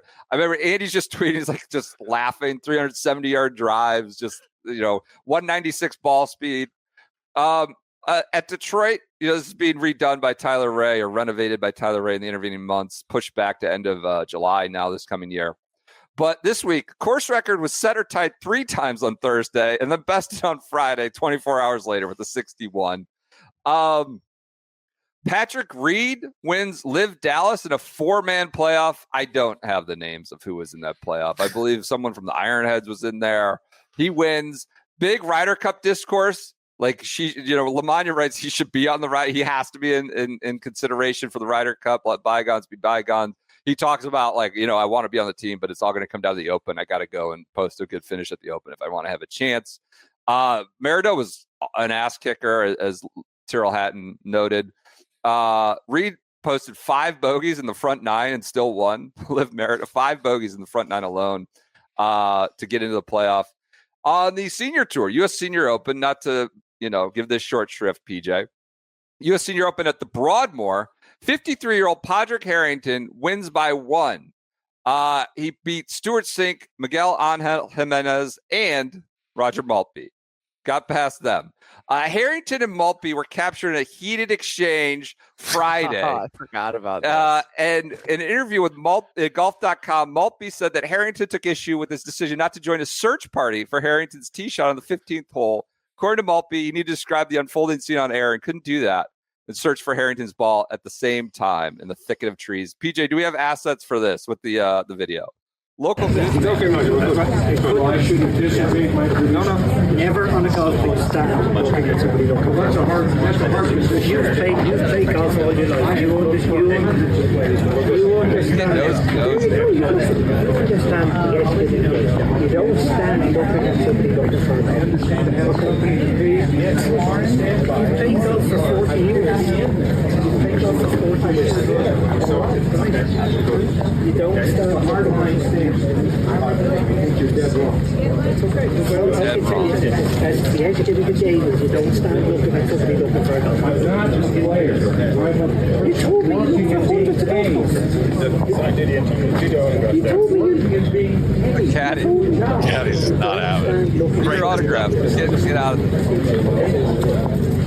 I love that he has his lanyard on. Like he's got his, just to make sure people know, he's got his inside the ropes lanyard to make sure he's Padraig Harrington. Just courtesy wearing. PJ is sort of like this is some local news guy. PJ brings this to the world. He's the one that surfaces this to the world. He goes, he's so fired up. We got chaos in Colorado. With this is like so late excited. On a Friday night. I'm juiced. This is great. This is so like the greatest thing that ever happened. Nobody can necessarily hear it. You're zaprudering it before this. We haven't talked to Maltby or gotten anyone on the record. You get the quotes. The etiquette of the game is you don't stand looking at someone looking for a golf ball.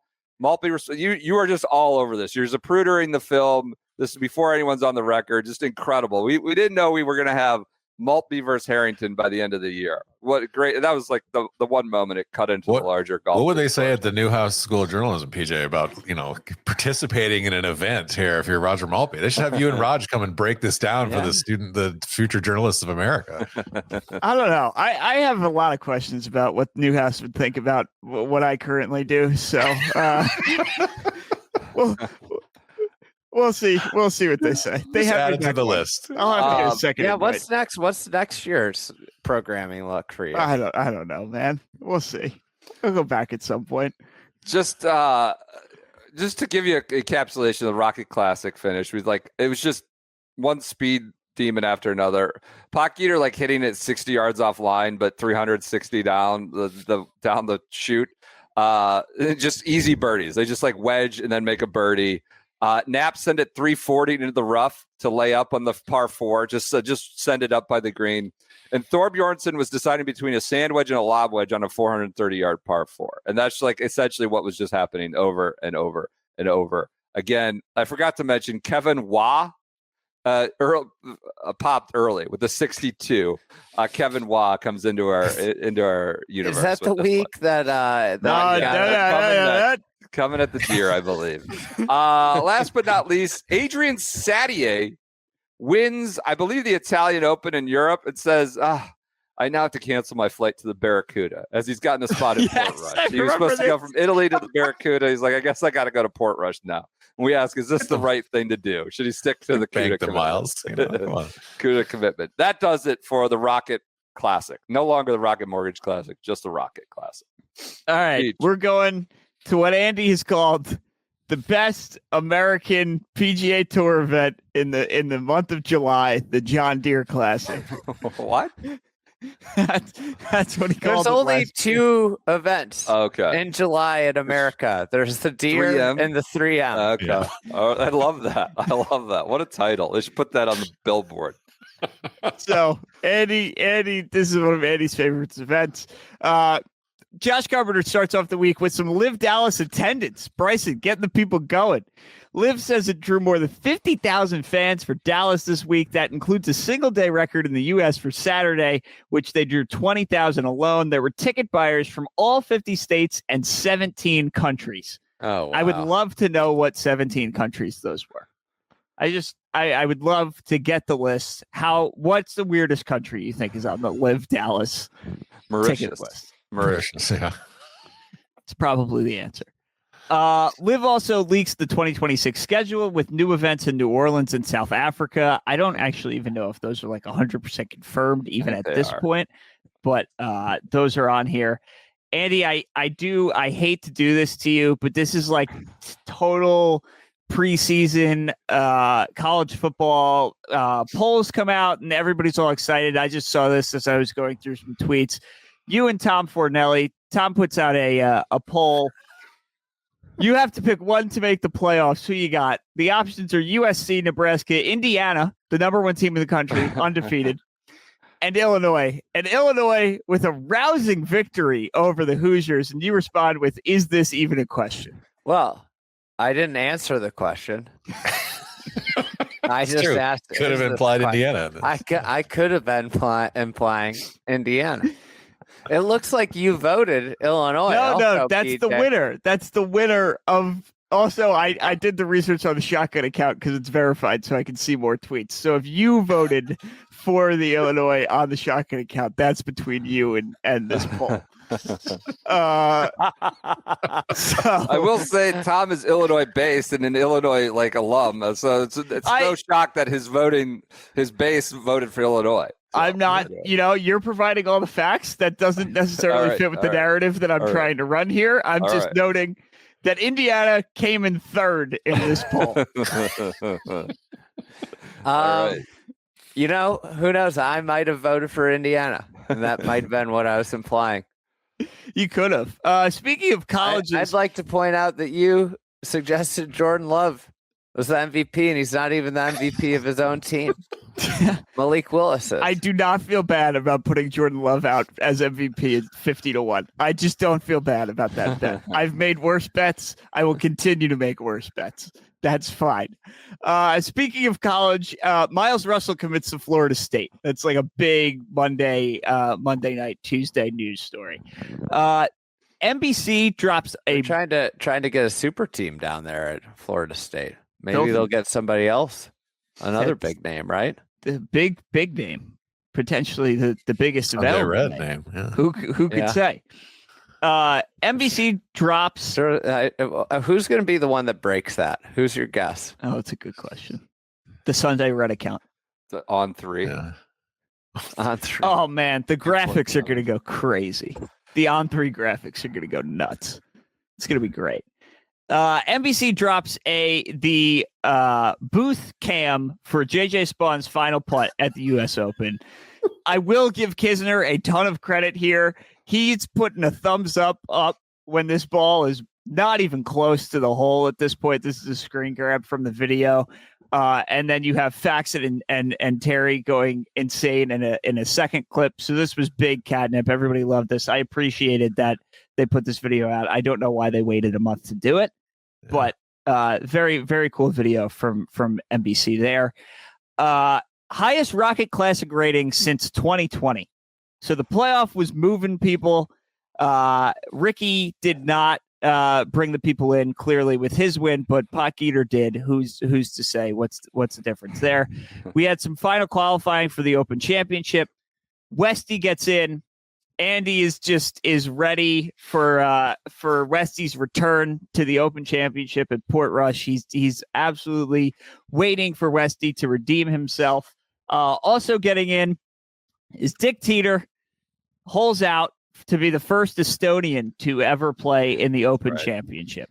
We're into the Dick Teeter season. Holes out in a playoff after I believe he made a double or a triple to even force the playoff. He was ahead by so much. Yeah. Holes out and makes the Open Championship. Now, I think that's where he says he wants to play with Bryson. Right. Yes. I believe. And then like a week later, he would be on. They were trying to do like Speed Demon, best each other's TrackMan, just wailing away on the range next to each other. Maybe Estonia was one of the 17 countries that was applying for LIV tickets. Is Dick Teeter on the LIV watch list? You have to be asking. The news of the week, maybe the news of the year. Just do any of you have any recollection of what I'm about to say right now during the John Deere Classic week?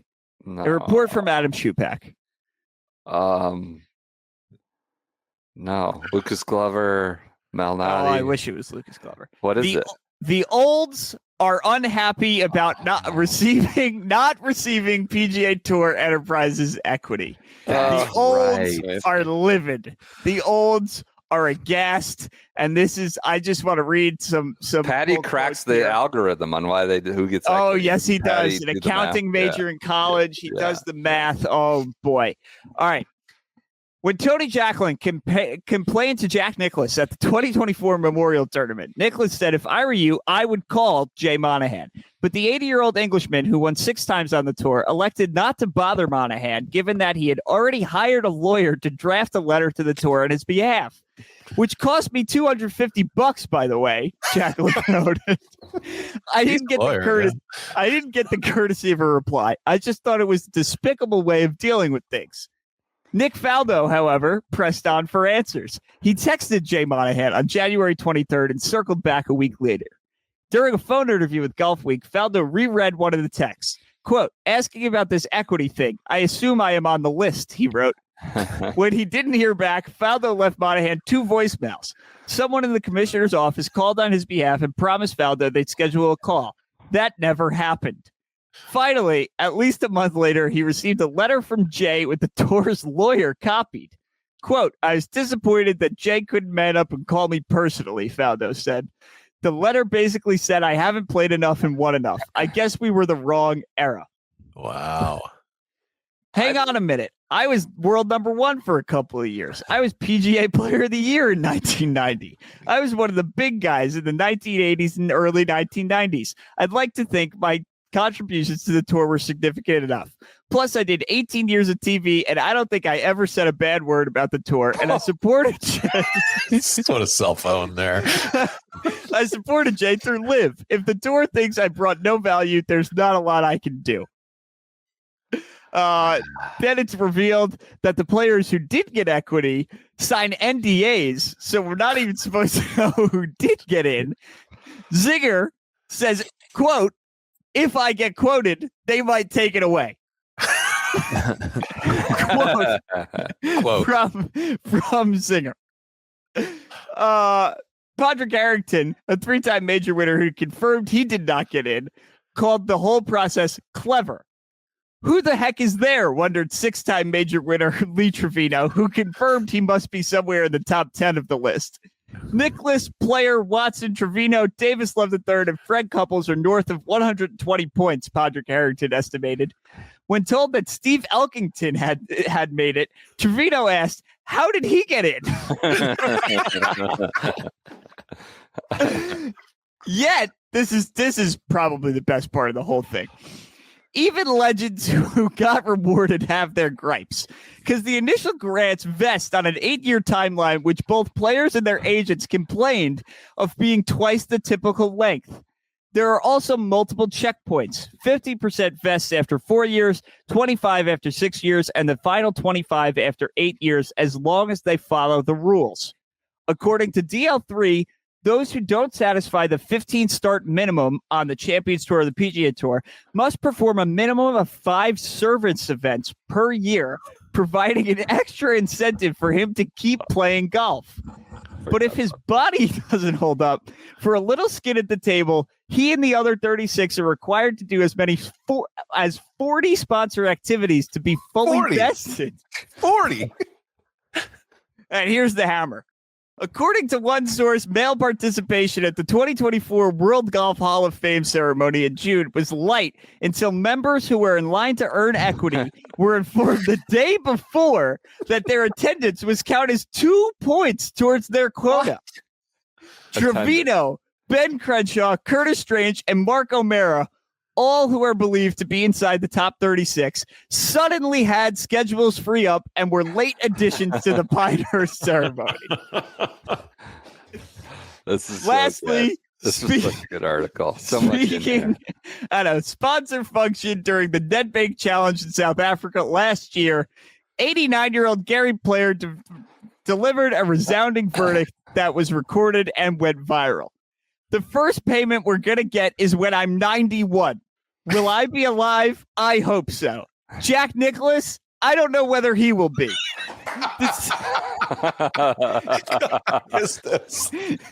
The second payment is when you're 98. So the olds are just livid. Credit to Shoeback. There are like 15 guys on the record in this story. It's an incredible piece of journalism. It's amazing. This is news of the year. We did like 30 minutes on this. We could do it again here. Yeah. But it's like, what other sport would be like Rod Strickland coming out of the woodwork? I was pretty good in the 90s. Why am I not, Dan Mitch Richmond says, I'm in the Hall of Fame. I was one of the best players in the early 90s. Why am I not? Like, yeah, you got to have.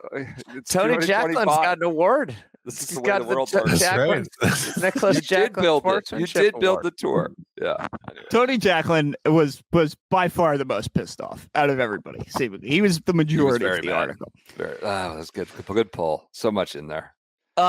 Ricky Fowler returns to the John Deere Classic for the first time since 2010. Andy does some research. Things that were true the last time Ricky Fowler played the JDC. TikTok by Kesha was the #1 song in America. Netflix had just begun its pivot to streaming and away from DVDs. Instagram did not exist. And LeBron James took his talents to South Beach on Tuesday of that week.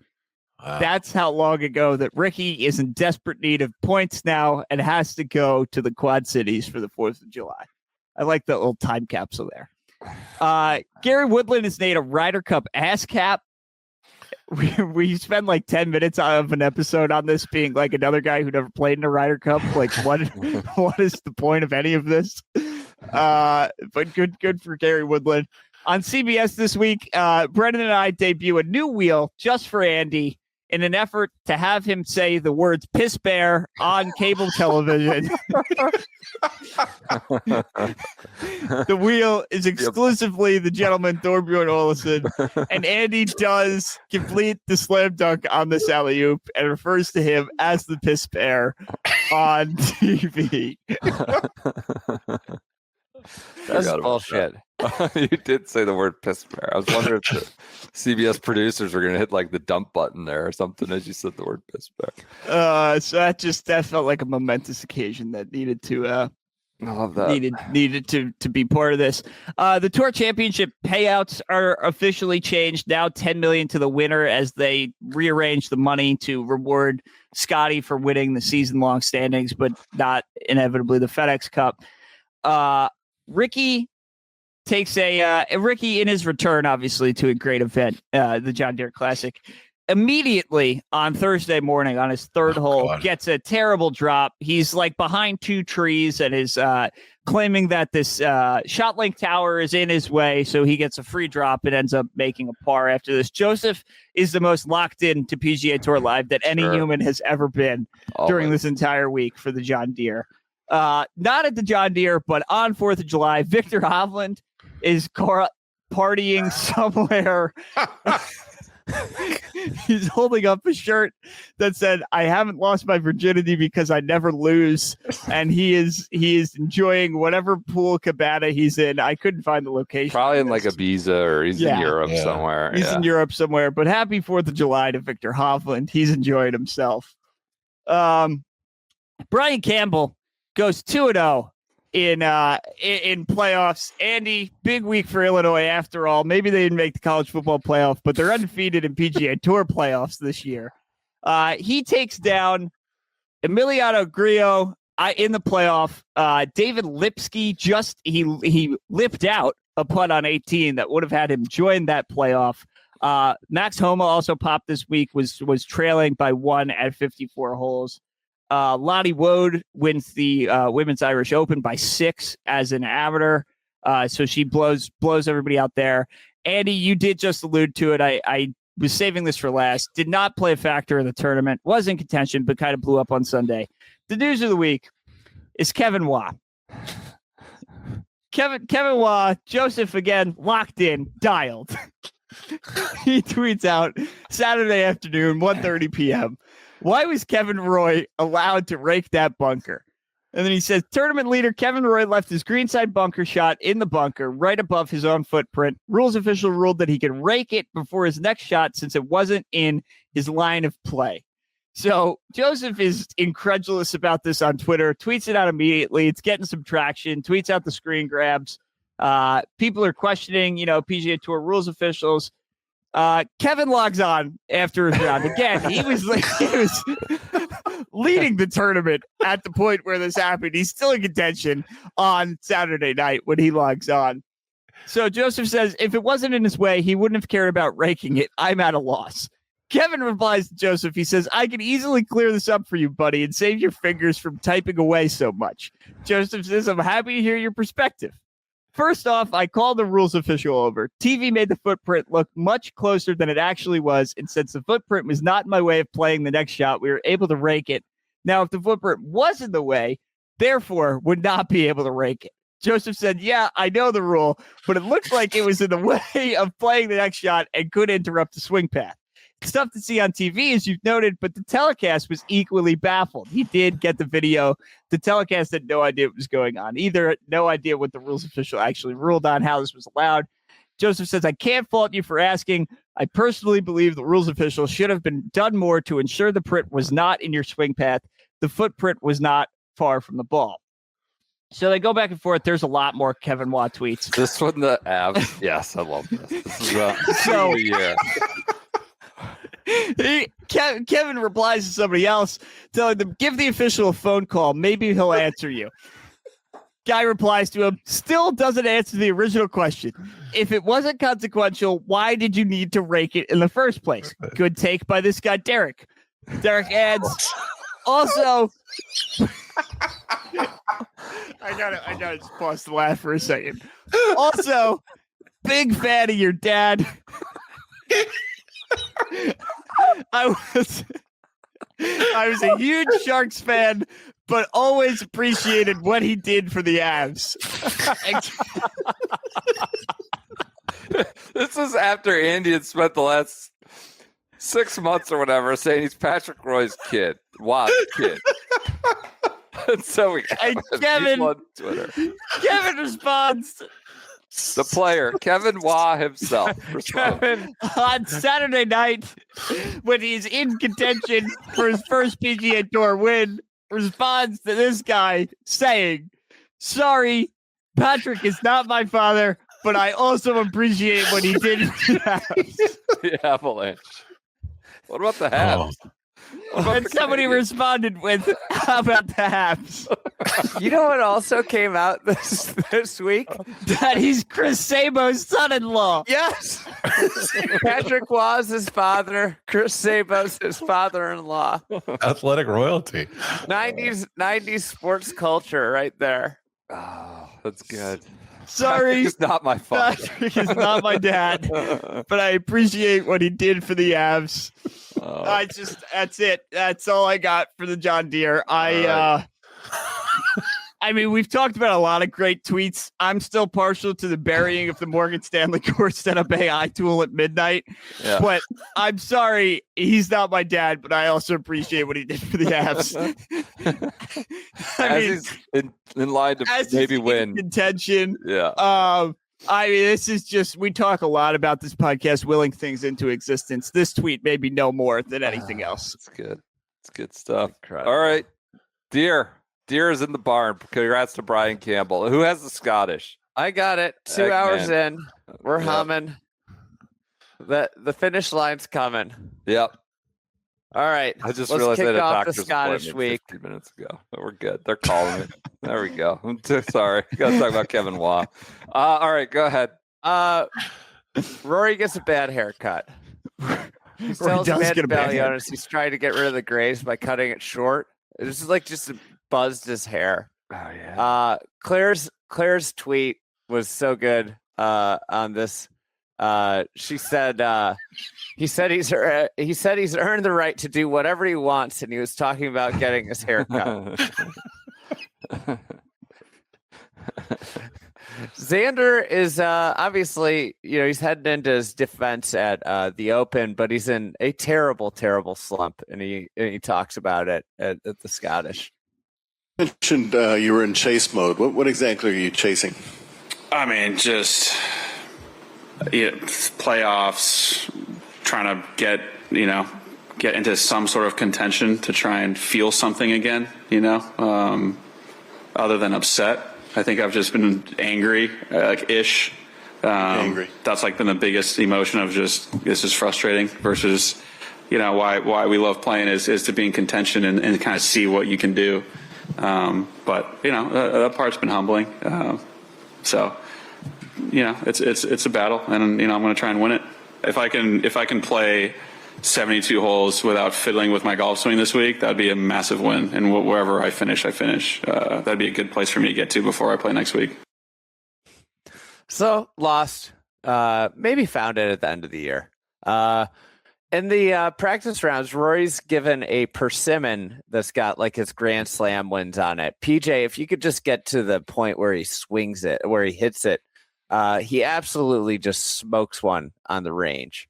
Green come on, man. Good man. Come on, man. You had to do that. Look at that.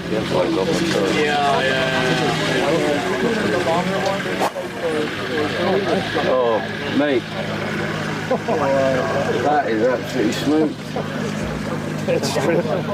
Oh, mate. Could have played in any era. Mate. Could have played in any era.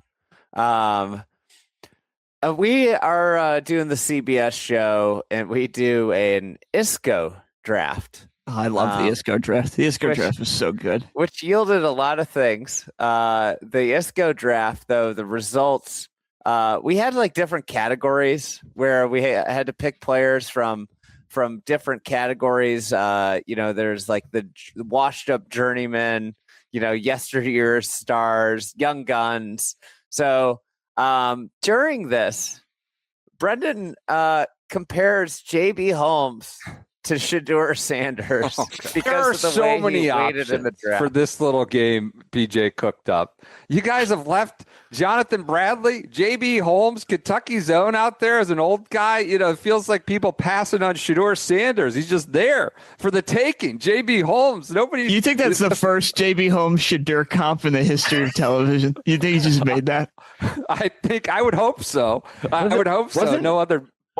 one of Shadur's weaknesses that he sometimes takes a little bit too much time holding on to the ball before he throws it. JB Holmes takes a long time before he pulls the trigger with a golf club. He's been known as a human rain delay. So there's definitely merits to that comp. Yeah. Wait till Shadur cheats in some Calcutta. The comps will be just off the charts. He's got his. I mean, that was a good pull on live television. Great stuff. Great stuff. PJ, you got the results of the ISCO draft. Just to remind everybody of these names that we were sifting through on live television. It's the the week of the Scottish Open, one of the biggest events of the year. Did I not send this to you, PJ? No, but I know. I'll just read it off. All right, you go. I'll read it off. PJ's team consisted of Piss Bear Jr., Jacob Skov Olesen, Bill Haas, Ches Reavy, and Jackson Suber. Brendan's team is Jason Tuffner, Angel Ayora, his favorite, the Teeter Totter, and Wenye Ding. Josh Teeter Tot. I think then I saw a tweet from you about how you were real pumped up. Teeter opened with a 68. Yeah, Thursday morning, 68 my old Kentucky home. My team was the Scrivener, Jason Scrivener, the man on the high seas, Nick Watney, Jackson Coyven, and Pepe Peter Maldonado. One of the groups we had to pick from was the Euro Tour players that are coming over to play in Kentucky. So we wasted 15 minutes on that live television. Yeah, on live television. Yeah. I might have avoided the Ellison bid if they just invested more in ISCO coverage. They could have just kept it anyway. I don't know why you keep saying this like it was a bad thing. I think the ISCO draft was a slam dunk. Ratings. This is proof. Beer? Proof is in the pudding about what moves the needle. That's John Deere. You know what moves the needle? Illinois grads. University of Illinois grads. It's very clear. Home game. So Brian Campbell's playoff win in the John Deere Classic on Sunday earns a 2.675 million viewers on CBS, up 28% from last year. Davis Thompson, and I'm going to hold out Carpenter's reasoning behind why this was up so much. He said the largest number for the Deer, largest for a final round in a decade since Jordan Spieth. Wow! There you go. University of Illinois, not Max Homa. University of Illinois is the needle. Scottie has like a really good, monologue about U.S. versus UK golf. I think I like both styles of golf. I love kind of getting beat up at the U.S. Open. I think that's a fun battle between us and the golf course. And then coming over here, like I said, you get to do a lot of stuff that I wouldn't normally do. And like around the greens here, for example, when we're in the States, if we're practicing short game around the green, playing a practice round, I probably will use two clubs. I'll use a 60 degree and a 56. And here, I'm bringing like 5 or 6 clubs, sometimes all the way down to an 8-iron. And to me, it's a much more traditional style of golf where you can tell that the game is invented over here, because if you come out here with an older gentleman who's maybe a 10 handicap and he can't really hit the ball very high, he can still play these golf courses because you can run the ball along the ground. And no matter where you are, there's always a shot to be played. I think in the States we have to deal with a lot of grain and stuff like that around the greens, and some heavier rough. And like when you look at, let's just compare the U.S. Open and the Open Championship, two totally different types of challenges. When you miss the green at the U.S. Open, you're basically going to hit a similar type of shot each time, where you're just opening the face with a 60 and trying to play like a bunker shot to get the ball close to the hole. Extremely difficult for anybody. It's something that I would say nobody's really perfected how to do it. And then you get over here and I miss a green and I'm going to go over there, assess the lie. Sometimes I may get a really clean lie. Sometimes I may get a thick lie. And with the thick lie, I'm probably going to have to do more of my traditional open the face on the 60, play it like a bunker shot. I get a clean lie and I may be using an 8-iron to pitch it up the slope, or maybe a 50 degree, depending on how much pitch there is in the slope. There's over here, I'd say there's just more options, and it's just a little bit of a different test than some of the tests we see at home. Not just point and blank, not just you're over the speed limit. I'm writing you a ticket. Some nuance into the, he's becoming a detective at this point, starting to look at more of the intricacies of the game. It's not just white letter and black. of the law. Letter of the law. Yeah. He would, Scotland, Portrush wasn't a facsimile of Scotland, but he would obviously put some of that stuff on display the next this week he's a little upset with his putter. Okay. Surely this one, surely. Golf's not like that though. Oh yeah. Definitely. like a St. Bernard on a merry-go-round, doesn't quite know what's going on. For those listening, he just makes some really big gestures. He just he misses like an 8-footer. He puts his arm out. It's just so relatable. Then he gets down lower. It's like, honestly, like when your kid does something that you're just in disbelief, you can't get over, is basically his reaction here to missing this putt. Really good. Rory is talking about venues and just torches Frisco. Frisco people thought it was over. Dude, I forgot about this. This is incredible. I think it's the same thing. If venues and golf matter to you, it maybe puts a little bit more pressure on you. So, I'd love to win an Open at Portrush, absolutely. I'd love to win an Open at St. Andrews. I'd love to win a U.S. Open at Pebble Beach. I'd love to win a PGA at PGA Frisco. Not, but no. But it's like there's venues in the game that just mean a little bit more. Frisco might get there one day. Who knows? Rory bringing back the Wayne's World. Not.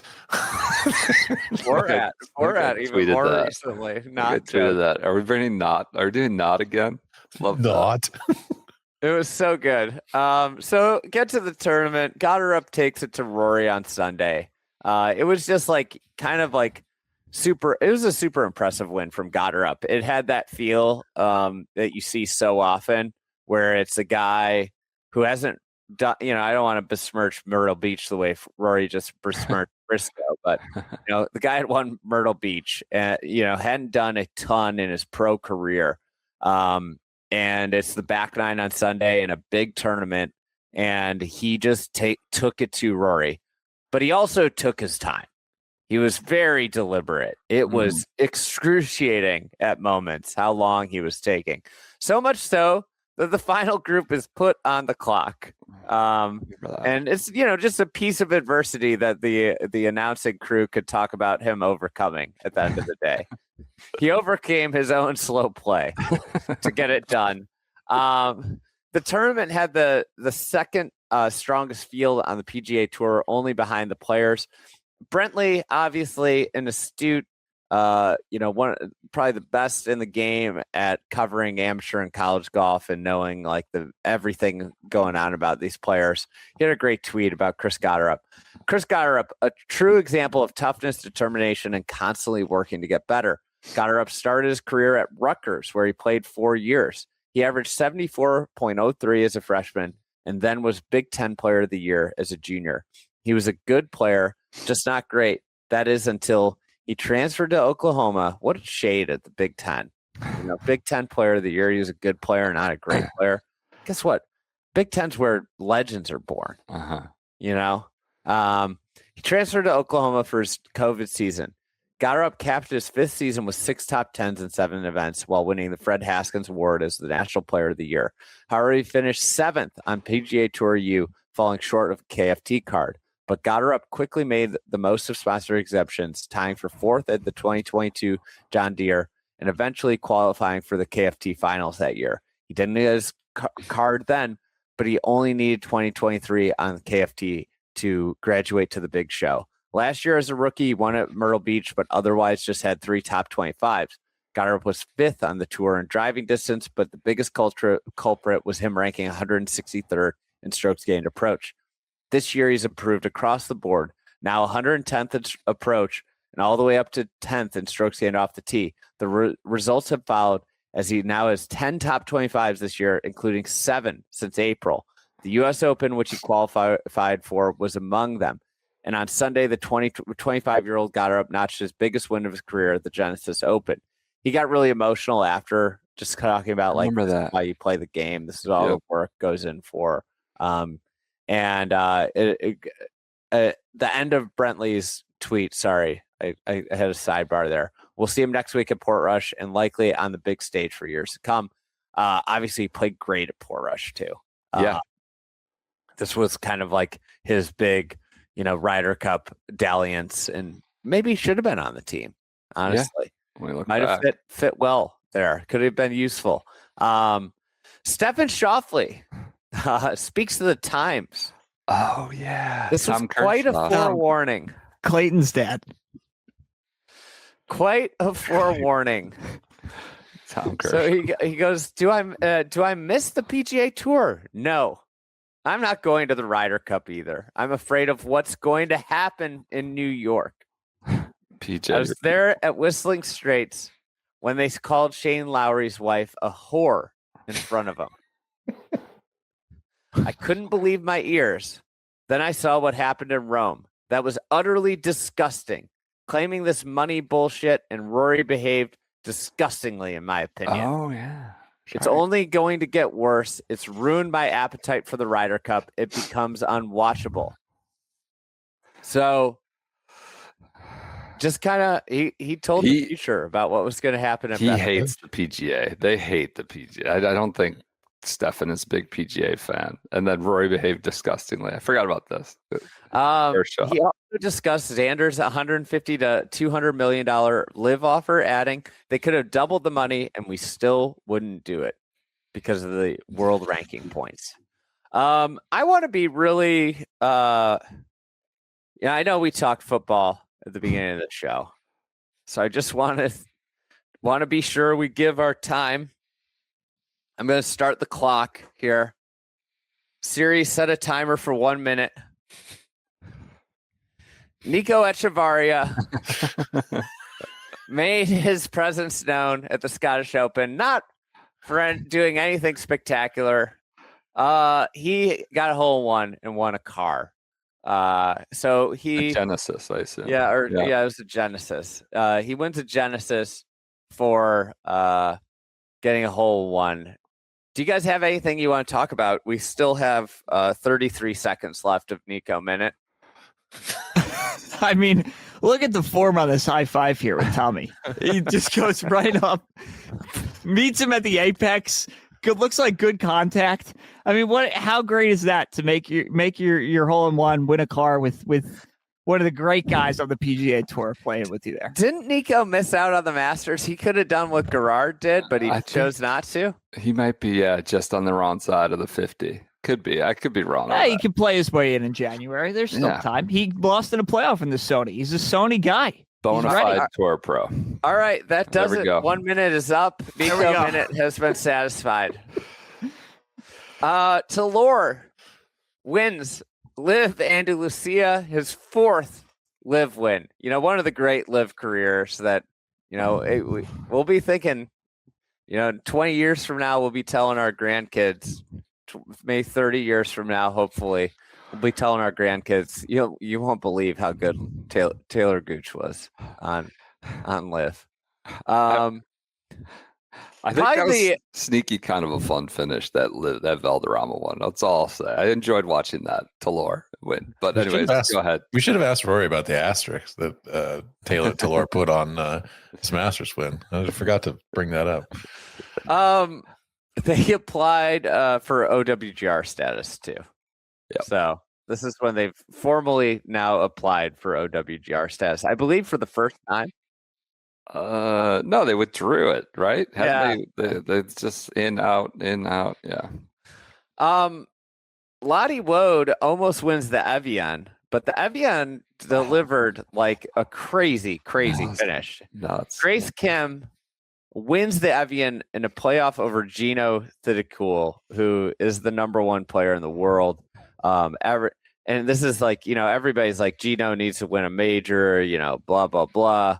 Well, this is what Grace Kim did to beat her. She finishes eagle, birdie, eagle to get in the playoff. Crazy. It's crazy. Hit probably the shot of the year into 18 with a 5-wood or a 3-wood into runs up the ridge, comes back to the hole, and then chips in the playoff after going in the hazard. So it's like, come on. Insane finish. But everybody's counting up all the money Lottie Wood has wasted because she's been an amateur. She turned pro, I think maybe the next week or the week after, and won immediately on the LET tour. Big Bill Mao wins the ISCO, which went to actually a new course. It was pretty delightful. It was firm. Yeah. It was Hurstbourne. Yeah. It was actually a decent tournament. Rolapp there's like a CEO summit, CNBC CEO summit in Sun Valley. And he goes on TV and he says he wants to innovate and increase the attractiveness of the TV product. I imagine a big priority of mine is to increase our digital footprint in all sorts of ways that could include the tour events themselves. But it also include everything in between the tour events and tell stories of these golfers, and tell stories of the sport, which I think is underrepresented in media. I would maybe say, maybe start letting media do stuff instead of just taking down everything. Maybe allow a podcast or an interview to happen on site that's not, under your thumb. These are all just, ways that maybe they could improve the digital footprint is by allowing a digital, digital things to happen outside of their own state-run propaganda. Yeah, I think he might be coming around to seeing some of the light on that. We'll see. I mean, what is the ROI? What is the actual impact when it's all state-run? Efforts. What are they going to do with that studios they just built? Well, that's a problem. So, I mean, that predates him. I guess they could turn it into more of a SponCon factory. Just make all for them and their partners. Make all sorts of content for whatever, FedEx and stuff like that. At the Dick's, I'd be remiss if I didn't mention the Dick's Open. Maroon 5 plays on Saturday. Thank you, I appreciate it. Also, Steve Allen went wire to wire for his second win on the PGA Tour Champions season. Who the hell is that? I watched a few minutes of this, and it was like going back in time to 1995 golf broadcast. It was like the cameras were clearly not good. The golf course looked like, we had been dropped back in 1995. Just wasn't a lot of juice. And I remember I was watching it at 11 p.m. on a Saturday night in California. It was, good rerun slot for the Dick's Open. Kim Poppert claimed the women's and men's individual titles at the 4th U.S. Adaptive Open. That does it. Let's move on to the Open. And we're on the clock. 1 hour and 22 minutes until my hard stop. Can we get it done? Oh, I thought we were 22 minutes until your hard stop. Oh, that'll be easy. Yeah. Are you sure it's not 22 minutes? I got to make sure. Let me make sure. I had a doctor's appointment start 38 minutes ago, so I missed that one. I've got hour 22. All right, hour 22. Okay. All right. I thought we were 22 minutes. I was ready to call it. I'm gonna miss a video content brainstorm with with Garrett and Cameron and Matt, but it's December 22nd. You're making video content right now. There we go. Yeah. All right, let's go to the Open. Who's got Monday through Wednesday at the Open Championship? We're on the final men's major of the year, Royal Portrush. We're on the home stretch of year in review in 2025. That would be me. I can happy to zip through the early part of the week. Guys, the Portrush Open, obviously it brings about discussion. The Open came to Portrush for the second time in 50 years. It had been away for a long time. but it's leading to a lot of discussion that there might be other opens staged perhaps outside the United Kingdom. And Billy Horschel comes on the Fried Egg podcast to discuss such a possibility. Where Andy asked Billy what he thinks about the possibility that it might be in Portmarnock or, in fact, maybe outside the British Isles. Rumors of potential opens in new countries, maybe, expanding. I mean, there's been a lot of rumors about Portmarnock being a potential future host in Ireland, but they're saying like beyond, the British and Ireland islands. What are your thoughts on that? The stupidest freaking thing I've ever heard. I'm happy if that goes viral. You're going to move the Open Championship away from link style courses. You play them on link style courses in other countries. It's not the same as being played in the UK. Like, I'm okay going to Ireland and playing Portmarnock. I think that's awesome. I love that golf course. I think it's great. I played it during the Walk Cup practice session. But to take it outside the UK, I just can't think of a course outside the UK that would fit, the feel and everything that is the Open Championship. Like, that's just, it's asinine. And I hope it doesn't happen. I hope it doesn't. I mean, I'm old school. I want to see it always be played in the UK. I appreciate that Billy said, I hope that goes viral. The messenger is always trying to spread his message to as many people as possible, the crier. Guys, Jordan Spieth and Annie Spieth have another kid this week. They're chasing down Porath and a number of total kids. Right. Sully Spieth is his name. The week of the Open? They had yes, a kid? I don't remember that. Okay. Yeah. Did he play the Open? He did play it, yeah. Okay. But they had a kid like that Monday. Okay. Are you talking about Spieth? Sully, yeah. Do you remember, you just out for a sec, do you remember his kid's name? I heard you say Sully. So okay. All right. He did play. I wasn't sure. He played? Yeah. Okay. I just didn't remember. Did he, PJ? I think he played. I remember. Yeah. All right. In other relationship news, Joel Damon announces that he and caddy Gino Bonelli have split. Joel sort of takes to Instagram and said, "We're still the best of friends, and that will never change. But we both know that a fresh perspective is sometimes needed, and it's been a great run. I couldn't be more proud of what we achieved together as guys from a small town in the middle of nowhere. I'm going to put on a major focus on task at hand and end the year and put myself in a position to make another run. We are so grateful. So much this game has given us. Let's finish strong." Just kind of the year of caddy breakups, of long-time relationships coming apart, I must say. Victor Hovland did a great interview. I didn't send this over, Peach, but I just thought I'd summarize it with somewhere where he kind of talked about, what do you spend your money on? We just saw him in the last clip partying in Ibiza, whatever. And he's like, I don't know, like buddies trips, maybe a grill. I got this really great blender called the Ninja that I really like that just destroys things. Which I thought was an awesome sort of distillation of who Victor is, being like, yeah, blender sounds awesome. Lottie Woad finally turns professional, as we announced this. But one of the bigger sort of news items of this week, Grant Horvat decides to not accept a tour sponsor's invite into the Barracuda after he is informed that his film crew would not be allowed to document competition rounds. What a honorable and just what a tough situation for Grant Horvat. Very, very Three Musketeers-y, one for one, one for all for one. Kind of just can't leave his guys behind. I appreciate that. Can't do it to the audience either. No, can't. Think about the subscribers. Also can't do it for his own image. Can't do it for his ego to go out and shoot 79, 78. Just an important footnote. Well, most of these. I'm not, and this comes from me. I'd probably go out and shoot 82, 81.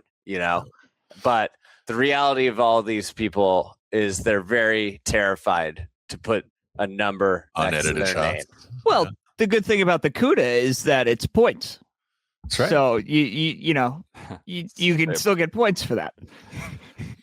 He's asking Dalkey for shots in some of the next video right now, which I mean, it seems like a reasonable request, right? But that's ridiculous. But that he's asking for shots, right? But I think he needs them, is what I'm saying. So soft. Yeah. Anyway. Yeah, man. Okay. Yep.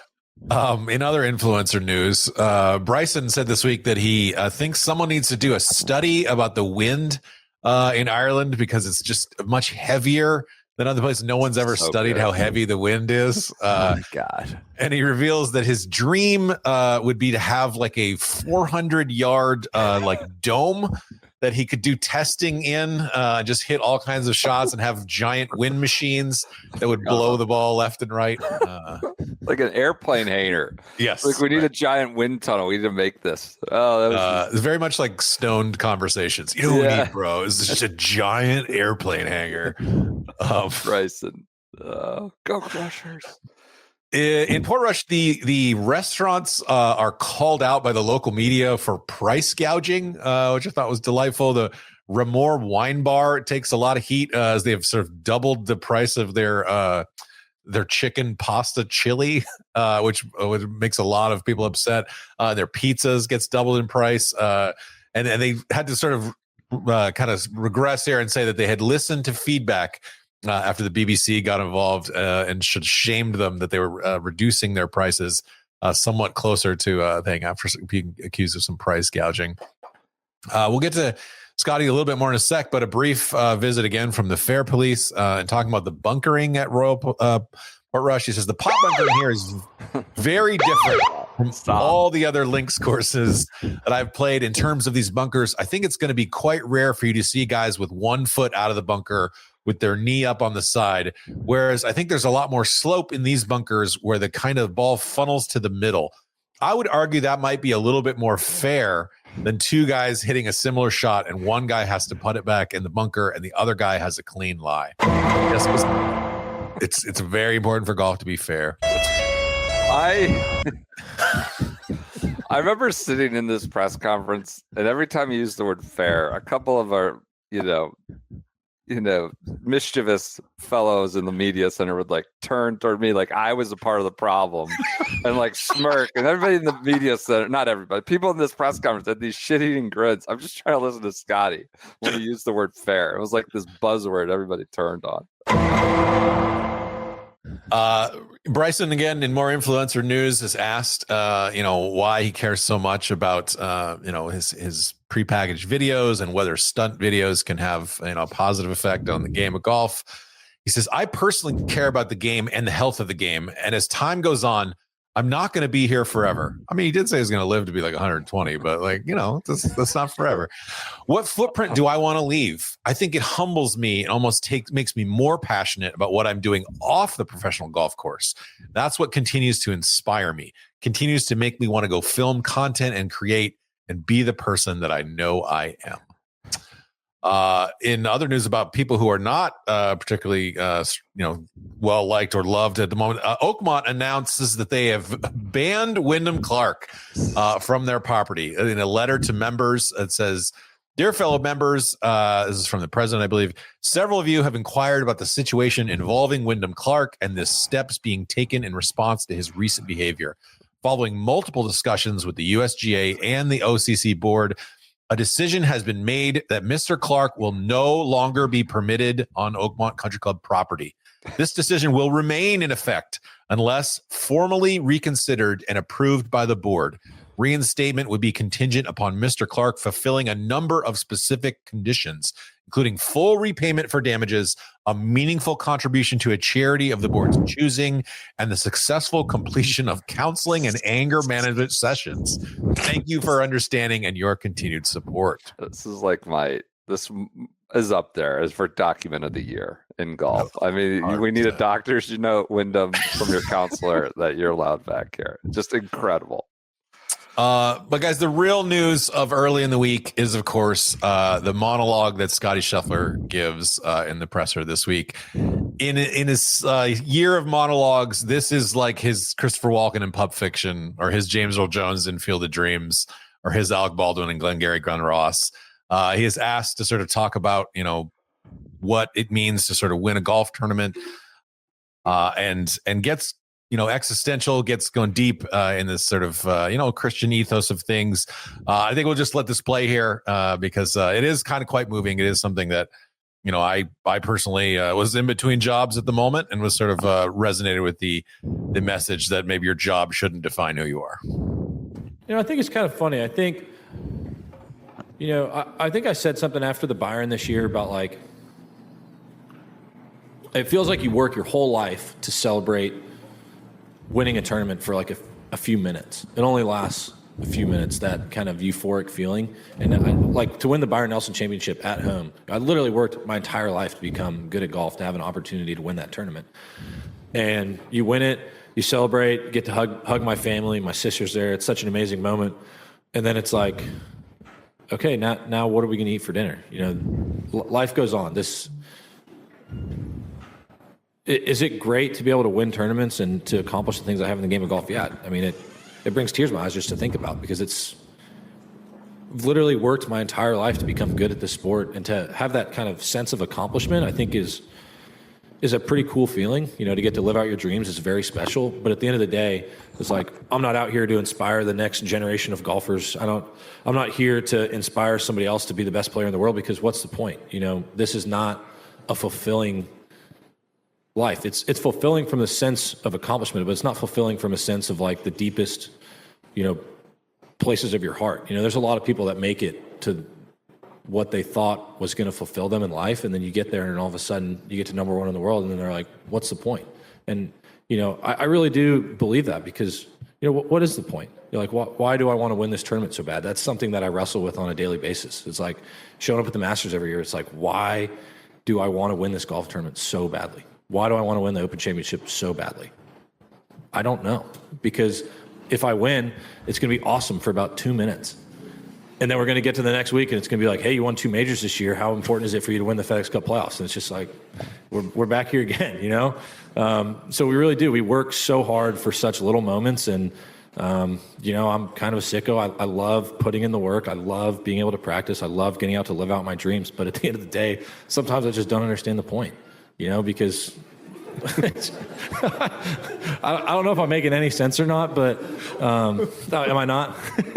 It's just one of those deals. I love the challenge. I love being able to play this game for a living. It's one of the greatest joys of my life. But does it fill the deepest wants and desires of my heart? Absolutely not. I love playing golf. I love being able to compete. I love living out my dreams. I love being a father. I love being able to take care of my son. I love being able to provide for my family out here playing golf. And, every day when I wake up early to go put in the work, my wife thanks me for going out and working so hard. And when I get home, I try and thank her every day for taking care of our son. It's just, that's why I talk about families being my priority, because it really is. I'm blessed to be able to come out here and play golf, but if my golf ever started affecting my home life, or it ever affected the relationship I have with my wife or with my son, that's going to be the last day that I play out here for a living. This is not the be all end all. This is not the most important thing in my life. And that's why I wrestle with, why is this so important to me? Because, I would much rather be a great father than I would be a great golfer. That at the end of the day, that's what's more important to me. But I think that's why I asked the question the way I did. What is losing like? Just give him the Oscar now. We don't even know. I hate it. I really do. That is, and I think that's why we try to work so hard to not lose. But golf's a game where you just lose a lot more often than you win. Oh, pretty good stuff, I gotta say. Love that speech. I think that will resonate for a long time when we talk about Scottie in general. One last note, just on the early part of the week. Do you guys remember who Phil Mickelson was paired with early on? Dick Teeter. I was going to say Teeter, maybe. No, Daniel Van Tonder and former motorcycle gang member Ryan Peake. I speculated this was perhaps the RNA doing a little scared straight with Phil here, trying to, have a guy who had been to prison talk to him about how he didn't want no part of that life. But not sure it worked out. That's good. God, Danny Van Tonder and the motorcycle gang guy. That's all-time legend. This is our We're going to, and they put him out of the window. They put him at like 7:30 and 8 and all these early times, late times. He skipped the RNA, like the whole pre thing with the champions, whatever, where they play the little 4 holes or whatever. He wanted no part of that. Wanted no part of the dinner. Just really making friends and tough, influencing people right and left. Tough. Awesome. Are we on to Thursday, Friday? We are on to Thursday, awesome. Friday. Love it. I have to pause real quick. Late breaking news has come across my desk. I was gonna wait until the very end, but we can do this now. It's a good clean break. Is this the Torquay? I can't believe this, but the dominoes fell. Abe Answer comes on. Somebody's got to go. I got this. God. LIV hot stove season. This is unexpected. 30-year-old Mito Pereira has retired from golf. What? For real? I got this text. I was wondering if I break in with it, but you just had to be the Kool-Aid man. I love it. You're like, absolutely, we're doing this. I was going to wait until the very end if nobody else. Retiring. He's 30. He's never been the same since that 18th tee shot at 18 at Southern Hills. God, I kind of respect the fact that he got a giant bag of cash from LIV, did nothing on the LIV tour, and his contract's up, and he says basically in his statement, "I'm going to hang out in Chile. See you later." I keep slamming your head against the wall. We are probably on the record several times on this podcast in the early 2020s as big boosters of Mito. And who would have thought that it'd be over? Maybe not saying he'd be, Jack Nicklaus or anything, but now he's done at 30, 2025. Crazy. You want the Torquay tweet? Have you seen the Torquay No, tweet? I've only gotten texts about it. Whatever. So good. Our legend at Mito Pereira. Our legend? At Mito Pereira announces his official retirement from golf. We wish him well in his future projects. This will be his home forever. Heart emoji at LIV Golf League. With all due respect to Mito Pereira, this is like when somebody terrible signs with another team at free agency or like leaves the team and they get the thank you graphic and the teams are just like, for what? Like he got relegated. Like that's why he doesn't have a contract, is because he was bad. Our legend? I think that's crazy. I think a semi-serious discussion coming out of this is how many other people will play their last professional golf on LIV, and will this become a thing? I wouldn't expect it from the 30-year-old that once was boosted as to be a substantial top 50 player in the world. He literally should have won a major championship. Yeah. I mean, is it the last we see of DJ? Is the last we see of Westy? All those guys probably. I don't know. It's no. The Westy's got the senior circuit. It's just weird to have Mito go out in the Torquay turquoise logo, and that's it. And now when's his last major? 3 years ago? Kind of nuts. Wow. Sorry, I had to bust you're good. in there. You're good. All right, let's get back to the Open. Last major. I might have to an apology for I appreciate that LIV News can just pop in at any moment on these podcasts. This is important. Well, it's hot stove season. Yeah. Everybody was doing the math, and they were wondering what spot Abe Answer was going to fill. Now we know. We've been another discussion. Never mind. Go ahead. All right, Thursday at the Open. There's brisk pace of play in the afternoon. Looked like it might be heading to 6 hours around. They clocked in 5:55 afternoon pace. Keegan Bradley said, "We had about 5 groups on the par 5-6 or whatever 7th to play.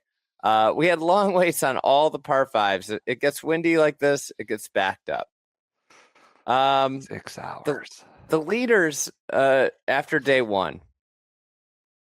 Do you know who's a leader, PJ? I do.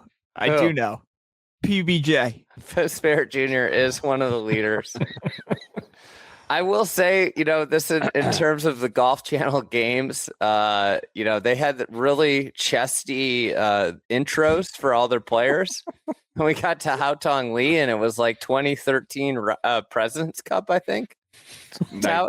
2019. 2019 President's Cup. Yeah. They were just like touting that. They could have touted 2025 first round leader at the Open. Haotong Li. Also Harris English, Fitzy, Bezadenhout, one back. Do you know, PJ, do you know who was one back?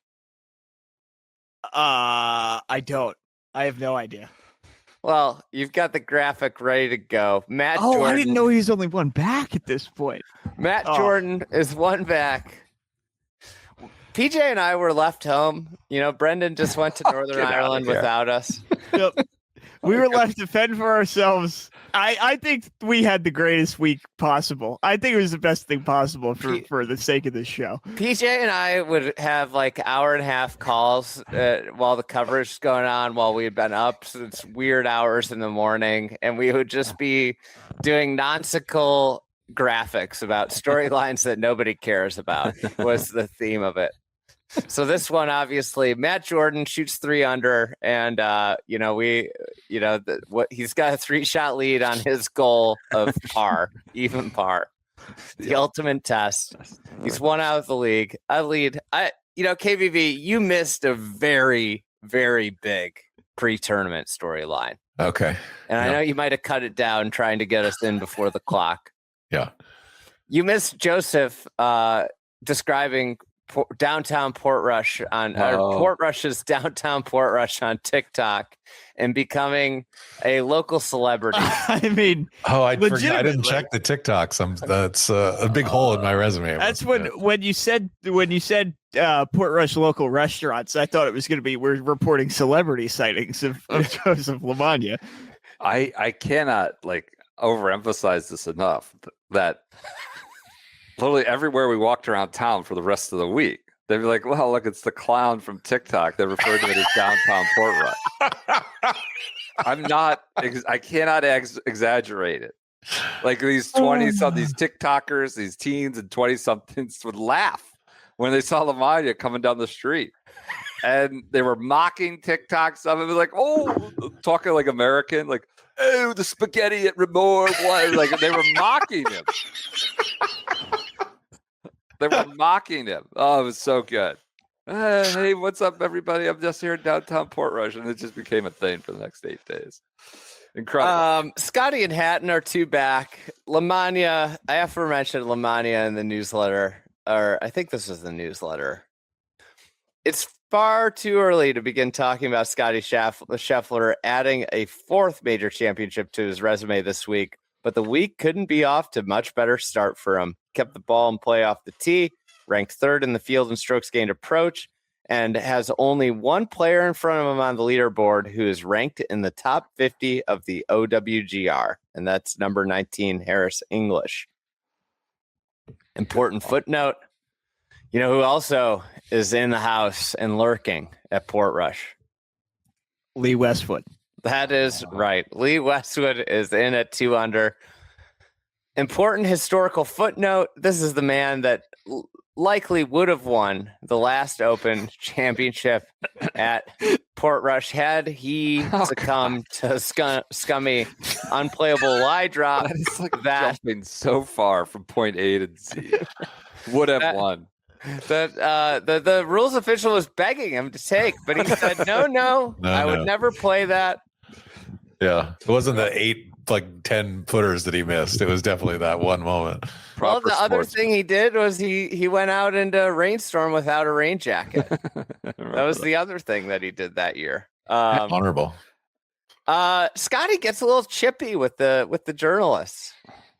People thought, this is, I guess this is a good place for me to get another pop in on the data warriors. Let's pop the data warriors here. Everybody's like, Scottie drove it like shit today. Scottie drove it bad. And Scottie only hit 3 fairways, but he was like 1 foot off the fairway like 7 times in his round. And because his stats said he hit 3 fairways, there's so many colleagues of ours in golf that are too busy, getting off their social posts and don't actually watch the golf to see he keeps missing fairways by a foot. So someone asked him about hitting 3 fairways. He goes, I actually thought I drove it pretty good. I don't know what you guys are seeing. When it's raining sideways, it's actually, believe it or not that easy to get the ball in the fairway. Thank you guys all for pointing that out. He was icy a little bit. I remember that. Pretty funny though. Yeah, it's also he got on about the fulfillment, the nihilist comments. Oh yeah. There's he goes, this week I'm trying to play good enough to win the golf tournament. I think I've made that pretty clear over the course of my career. As far as my comments or anything like that, Doug always asks too many questions, so I blame him. No, I mean, I think I try to be as honest as I can with y'all with the stuff that I'm willing to say. At times, I feel like maybe I should be a little less honest. And this is like undertows, like some of the, like how people socialize stuff now. And like it ends to, like, if somebody's honest, then it ends to them looking bad, because of the way it can get twisted and things, when he gave us a real, like, earnest look in to the way he's thinking. But anyways, he goes, maybe I shouldn't have said the stuff I said yesterday, because now I'm going to get asked about it more. But really, it's just a matter of perspective. And I've had some players come up to me and say that they feel and think the same things. If anybody has disagreed with me, they haven't said it to my face yet. So I don't know what the reaction would be. But overall, just glad to be out here playing golf and competing again. To the point of what he said, I do think, like, when you winning a golf tournament so hard, maybe miss this is like when you have like big career accomplishments. I think this happens where like you get done and you're kind of like, oh, well, I guess I wake up tomorrow and just keep going. It's over, And I think I don't know. I just think people miss the boat some with it. KVV I remember you had a great Twitter thread about that this week. I have that in my notes for Sunday. Do you have, like, he did talk about it. No one's come up and said anything to me, but do you have Patrick Harrington did kind of crush I missed that to the media? I'm going off the top of my head. There's like, oh, that, like, what's he talking about? What do you mean it doesn't mean anything? This is everything. I'm still 53 and I'm like, it means the world to me. And that's going to follow him for the rest of his life. I was trying to think of where I could include that. He was like, I just won the Senior Open. I'm happy every time somebody brings it up. It's not a little thing to me. Yeah, it's very good. I don't know what the hell he's thinking. Harrington's still taking pictures of his rental car, his courtesy car. So that was a good nugget PJ had in the last one. G-Max in the booth. He was pretty good. He was. He was really pretty good. Somebody pointed out to me, it's easy to be good your first time. It's hard to be good your 20th broadcast, because then all the things you say get old, Unless you're saying Romo effect. Yeah. Someone, this was sort of funny shit. Scottie's hitting his second shot into 17, and someone on the broadcast team just cuts one loose. Great view of it here, because so far above the green, downwind you can get onto this green, but Scheffler.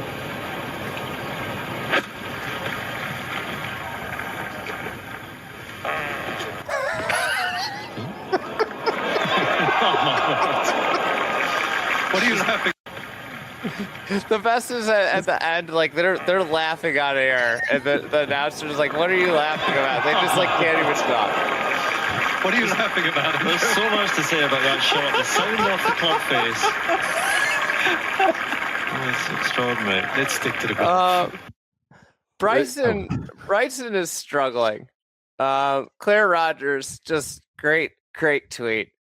He gets off to a brutal start. She says, Claire tweets, breaking 50 on the front nine at Royal Portrush coming to YouTube tonight. As it looks like he just gets off to just a rocky start. He ends up shooting 78 in the first round. Yep. Didn't need the wind tunnel. Yeah, the wind tunnel. Testing. Unguested wind. One of the small stories early in the week was that the RNA asked to take away the ceremonial bunker rakers, which was a great tradition of the Open. So superintendents from all over the world would come and they get assigned groups and they walk inside the ropes all week and they rake bunkers. So the caddies don't rake the bunkers. Yep. So it's believed that they decided to remove these people so that there were less people inside the ropes which would improve the spectator and TV experience. Let's just point out this is one person that's carrying a rake around and raking bunkers. So that's their only job, and these are people that rake bunkers, as part of their daily routine. This was like a massive story over there, like especially for the European press. It was like you thought we just cut funding to US8 or something here. It was like this big thing, like this massive indignity. Listen, and I think it was cost cutting too. Like we don't want to pay for all these guys to come put them up here and give them cars for the week or whatever. This was like such a tradition or like an honor for people that did this. This was a big story though. It was a big story locally or on the ground. So anyways, on Thursday, Tommy Fleetwood hits it in the bunker on I believe the fifth hole. Yep, there's 5. And it goes into an unraked bunker. Right. The green, maybe. Short right, maybe. And no laying up, tracks down and goes through shot trails and believes that the person that did not rake the bunker was Sebastian Cave. Who? That's the player that did not rake the bunker. It was like really bad, right? It was like really, and Tommy's of course, classy about it. It was supposedly super bad, inexcusable. Commercials are just running Thursday morning. He's like horrendous. And as always, the point is the people waking up at 3 a.m. to watch the Open are your most loyal and biggest fans. And they're absolutely the people that you should not, if you're running a business, give the middle finger to. This is like basically a tale as old as time of like how to drive a product into the ground is to offend your loyal customers. As always, in recent years, the Open early in the morning is one of the most offensive television products. They literally just give you the middle finger while you're trying to stay awake. Literally. Josh Carpenter tweets, "I'm not doing this all day, but I was curious. From 7 to 8 a.m. Eastern, USA ran 13 and a half minutes of commercials for the Open. USA was in a full break for 7.5 minutes. And on top of that, there was 6 minutes of playing through." Just as this podcast is going to be like 3.5 hours. We did like 1 minute of Good Walk Coffee. Please go to goodwalkcoffee.com/shotgun. Let's take this minute to put some ads out there for you. You'll probably be listening to this. Maybe some people will be listening to this after Christmas. If you didn't get what you want, go into the pro shop, check it out. Slow time in the shop. Our virtual AI bots are probably just looking to help people. It's go spend some time with them. See if you could find something. Get a print. Join the club. Support our work. We'll reinvest it back into doing more of this stuff. So yeah, sign up for our newsletter too. Someday we should do a PJ tripathon. Where we have like one of those school fundraising things. Send PJ to the call guard. I think the best PJ trip should be there's a direct flight from New York to India. Deal. And the best trip is PJ sending PJ solo to India. I thought you were gonna say opening up the brick and mortar Spirit Halloween Black Friday pop up in Tulsa. I thought that's where you were going with that. When we were talking about brick and mortar the other day, I almost brought that back up, but didn't, out of fear that it might actually happen someday. I don't think there are enough Sour Patch Kids in the world to get PJ through that direct flight from Newark to Delhi. That would be that'd be a long journey for you. I mean, we'd get so much content out of it. You know, you're not supposed to do like video on a plane. I would disrupt that immediately. I think the thing too is we could have the fundraise bar of like a threshold that PJ gets to go. And then it's like directly equivalent to like his like how he experiences his 20-hour flight there. You know, it gets all the way to like PJ flies first class. Hotel accommodations also vary in there. Oh my god! And people might decide, the public might decide they want you in basic in middle economy and staying in a hostel in a hostel. Yeah. Just people just pledging $1 over and over to make sure it doesn't go up that high, but it gets over the threshold. It's like that Pizza Hut reading program when you're a kid, like you read so much, book it or whatever, just the bar keeps going up. Get more personal pan pizzas. We were in dictator mania. Obviously, the lead up. Just us. Nobody else. Just us. It's just Thursday disappointing us. Dictator mania. Dylan asked the RNA about drop zones, and the RNA says, we don't want hitting the ball towards a grandstand to be a bailout option, and therefore, where possible, we ensure that the dropping zones are not overly generous. PGA Tour, take some notes there. Seriously. Mm-hmm. It's only like the two biggest, like the Masters, same thing with the greens books and their grandstands. Like, why wouldn't you look to like two of the most prestigious, well-run, consistently delivering championships and be like, no, we need to be not that. Anyways, go ahead. I'd like to point out that, you know, from personal experience, Masters grandstands can be used to your benefit. Another old plays extraordinarily well. You got the graphic. I went and found it. Momentum. This is the best graphic I think I've made, potentially in my life, certainly this year, potentially in my life. What's it say? Read it for the audience. Momentum. Chubb Classic win propels Leonard to first major weekend since 2014. So he makes the weekend. He shoots 2 under on Thursday. He beats Brooks Koepka by 5, Colin Morikawa by 5, Wyndham Clark by 6, Patrick Reed by 7, and Bryson by 8.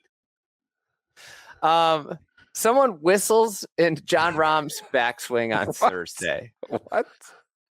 Okay. Once find the left rough.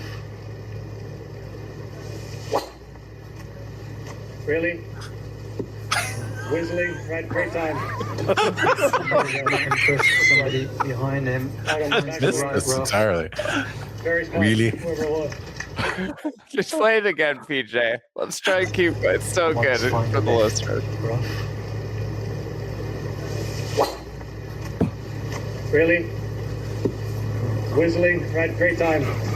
Whistling, I'm not impressed with somebody behind him. Finds the right rough. Very smart, whoever it was. Very smart, whoever it was. You can't even hear the whistle.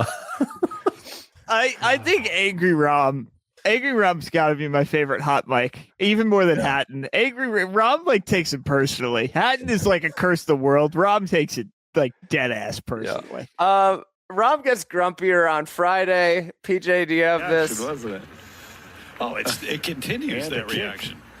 Oh, and some more. He kicks his club twice, not once, but twice on Friday. Shane Bacon had a great tweet. The broadcast kept being like, oh, what an unlucky break when somebody would hit it in a bunker or it would go in like rough. Like they kept using, like, you know, just in terms of golf broadcasts, the term unlucky gets used all the time. Yes. Bacon says we're using the word unlucky a little too much in golf. Unlucky is hitting the flagstick and having it kick in a bunker, or hitting the fairway and ending up in a divot. Unlucky isn't missing on the wrong side of a hole and having it roll down the slope. I hate to do this to you again, BP, but the video of you playing 16 at Portrush comes so unnecessary. Comes to light. 2 years ago. This is not 25.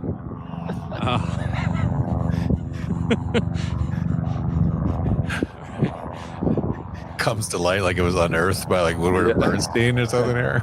I can't remember who released the tapes. Probably Matt or Cameron. BP, you got enough lumber.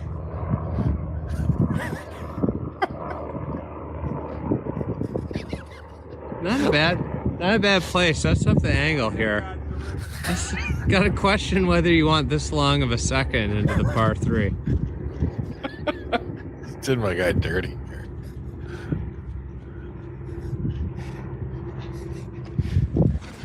Oh. All right. I had a putt for par. Incredible shot. I had a putt for par. BP started 223 out, or whatever it was. We played the back tee. Some might call it a shank. It was like, it was a toe shank. I hit the mat that they had us playing off of, then hit the ball. And it went onto the Valley course, which was the driving range that would have been OB, I guess, I assume. Like, as I'm down there, some locals like, I've played here for 65 years. I've never seen somebody here. As they're walking by. All the way down. Had a good angle, but like a 6-iron to get home on a par 3. He went from 225 to like 185 in. Yeah. I mean, what can you say other than unlucky? Right. The mat jammed me. Had a putt for par. I think I 3-putted, but whatever. Furthermore, we just were all in on these graphics. Crime Stoppers. Scottie and Fitzy team up to uphold fair play because Fitzy had a bunch of quotes about fair. We appointed him the constable, like immediately. All right, let's move to Friday. All-time moment in the broadcast booth. This might have happened during commercial break. Who knows? You never knew if it was during commercials or during coverage. But a bat gets loose in the broadcast booth. On our booth a moment ago. Apparently, a bat of some sort is flying around. Kevin Kisner. This is a man who is a proud hunter. He's under his jacket. He is spooked by this bat. Dan Hicks trying to keep it away from him. You never know what you're going to get in a major championship. You're on the air for 8-9. Shane Lowry is playing pretty well, and it starts raining, and he hits this tee shot like way left, and this is a week where he got a mural drawn of him in Portrush. Yep. And you give the guy a mural, and he still just drags you through the mud. Peach, can you play this? It's a good carry over the corner now. No, don't go left as well. Fuck off. Fuck this thing. Well, you unearthed that. You got that, Ian. Not unearthed it, but you captured it, and then it went nuts. Well, it was only on the world feed. Okay. So this was at a time where USA had all the American, and I can't do the commercials, so I watched the world feed. And as our own Austin Sapin has chronicled this year, that would be 3 straight venues where Shane Lowry said, fuck this place. He said it at Oakmont, he said it at Quail Hollow, and he said it at Portrush, where he won his major championship. F this place. So he's going for the Tiger Slam. Come Augusta. We got Augusta coming around. On top of that tee shot, Lowry also has a rules controversy, and he's quite mad that it got ruled that the ball moved in the rough. But if the video shows it like kind of like fractionally moving, it kind of comes down to if Lowry's not in a televised group, there's no way anybody like this. There's no penalty here, you know. Yeah. And I would like to point out in the moment, I don't think he probably saw this thing move, you know, because he's taking away the club and it just like literally like just moves the littlest amount. But it's just an interesting point of how golf and rules works. It's not like the NFL where everybody gets to see every play and make their thoughts on it, where there's all these camera angles. So many people play without, cameras around them. Also, you get, a 2-stroke penalty because you didn't replace the ball in its original position, but you didn't know that it moved as you're taking the club back. Feels like there's a common sense thing to be said there. Like, it's definitely not like Josh Teeter's not getting that same penalty somewhere else on the course. Yeah. Josh Carpenter had a great tweet. He said, it made me laugh out loud looking back. Golf Twitter is excelling this week, being out from under the thumb of the DMCA police. It's true. It's true. It did move very much. It moved. It clearly moved. I remember there was some debate about who, third look and all that. And I don't know. I don't know if we really took ownership of that one, but there was, Do you know who got in the mix, much to the chagrin of everybody involved? No. Brian Harmon. Okay.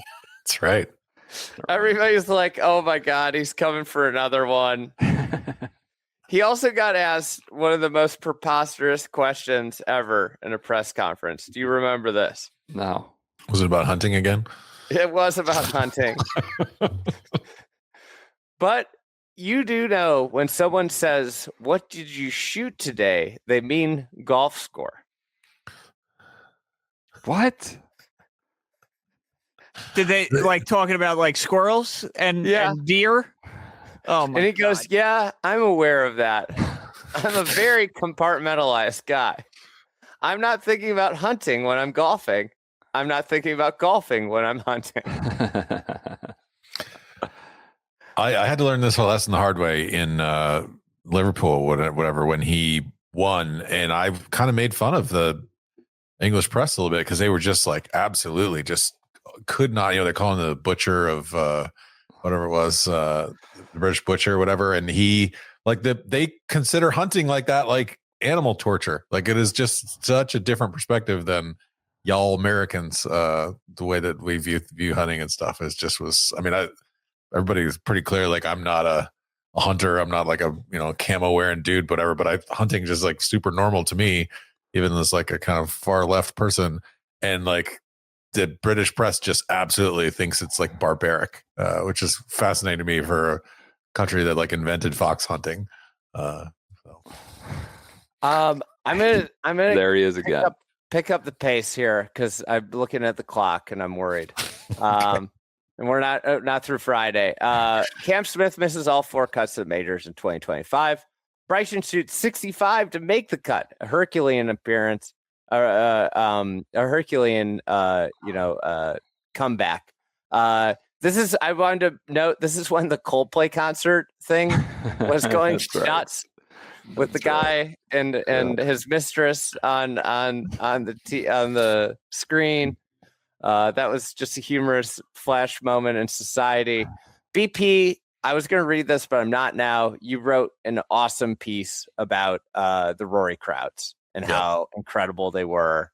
And I know that's like a lasting memory for you. On Friday night, you and Joseph, the celebrity Joseph, run into another celebrity at the Harbor Bar, Dick Teeter. Yep. And you tweet from the Shotgun account, we can safely report that Dick Teeter, 7476, is having the absolute time of his life tonight in Portrush. He was a great lad. Yeah. I took a selfie with them just to document it for you guys. I've never asked a golfer for a selfie or an autograph, but you run into Dick Teeter out in Portrush, you're getting a selfie. Scottie shoots 64, takes the lead over Fitzy by 1 shot.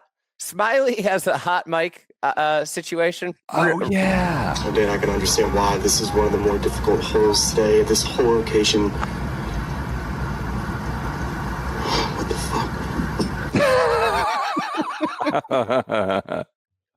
That's funny.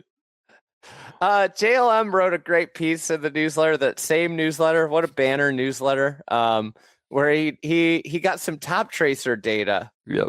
And he said Colin Morikawa is, as they say, down bad right now. The scene I witnessed on Thursday afternoon was bleak.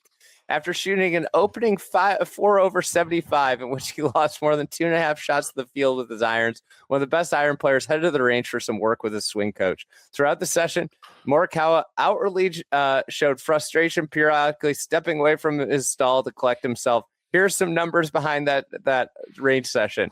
He had 215 balls on the range on Thursday, and 169 were hit after his round. The post-round session lasted an hour and 24 minutes. He didn't hit a single driver and didn't hit anything that carried more than 199 yards.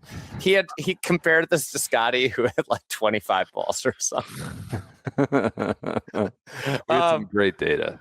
Rory McIlroy, we'll leave it here on playing Portrush in an Open. It was 20 years ago that I played the North of Ireland here, and never in my wildest dreams did I think that I'd be coming back as a Grand Slam champion with the support of a nation behind me trying to win an Open championship. I count myself very grateful and very lucky that I'm in this position, and I'm excited for the weekend. All right, let's kick it to the weekend. BP. Before we do, very quick, historic moment in this podcast history happens on Friday, very early in our morning. It is announced that Rory has won the Association of Golf Writers award, celebrating him. And this photo is released featuring Rory holding a trophy with the green jacket, smiling for the camera next to him is Don Rea Jr. And just off frame, just off center, looking at Rory longingly as the Prince of Pontevedra is spitballing himself, Andy Whites. This happened like Tuesday or something, and the picture came out Friday, and you were just having a ball. And this was like the first thing I saw when I opened my eyes, and we spent about a half hour on this on the Friday live show, recapping so just this photo. All right. Man, we sure are spitballing, aren't we, Rich?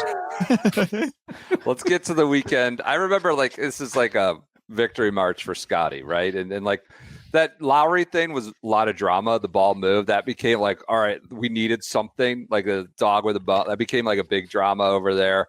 Obviously, Rory in the crowd is just like its own story, but can he really win? It's like, all right, Scottie, this is going to be academic. Scottie finishes Saturday with a 4-shot lead over Houghton Lee. He leads the Open Championship in putting this week. So he's leading in putting. Saturday was a clinic, just absolute world's best iron player putting on a perfect masterpiece.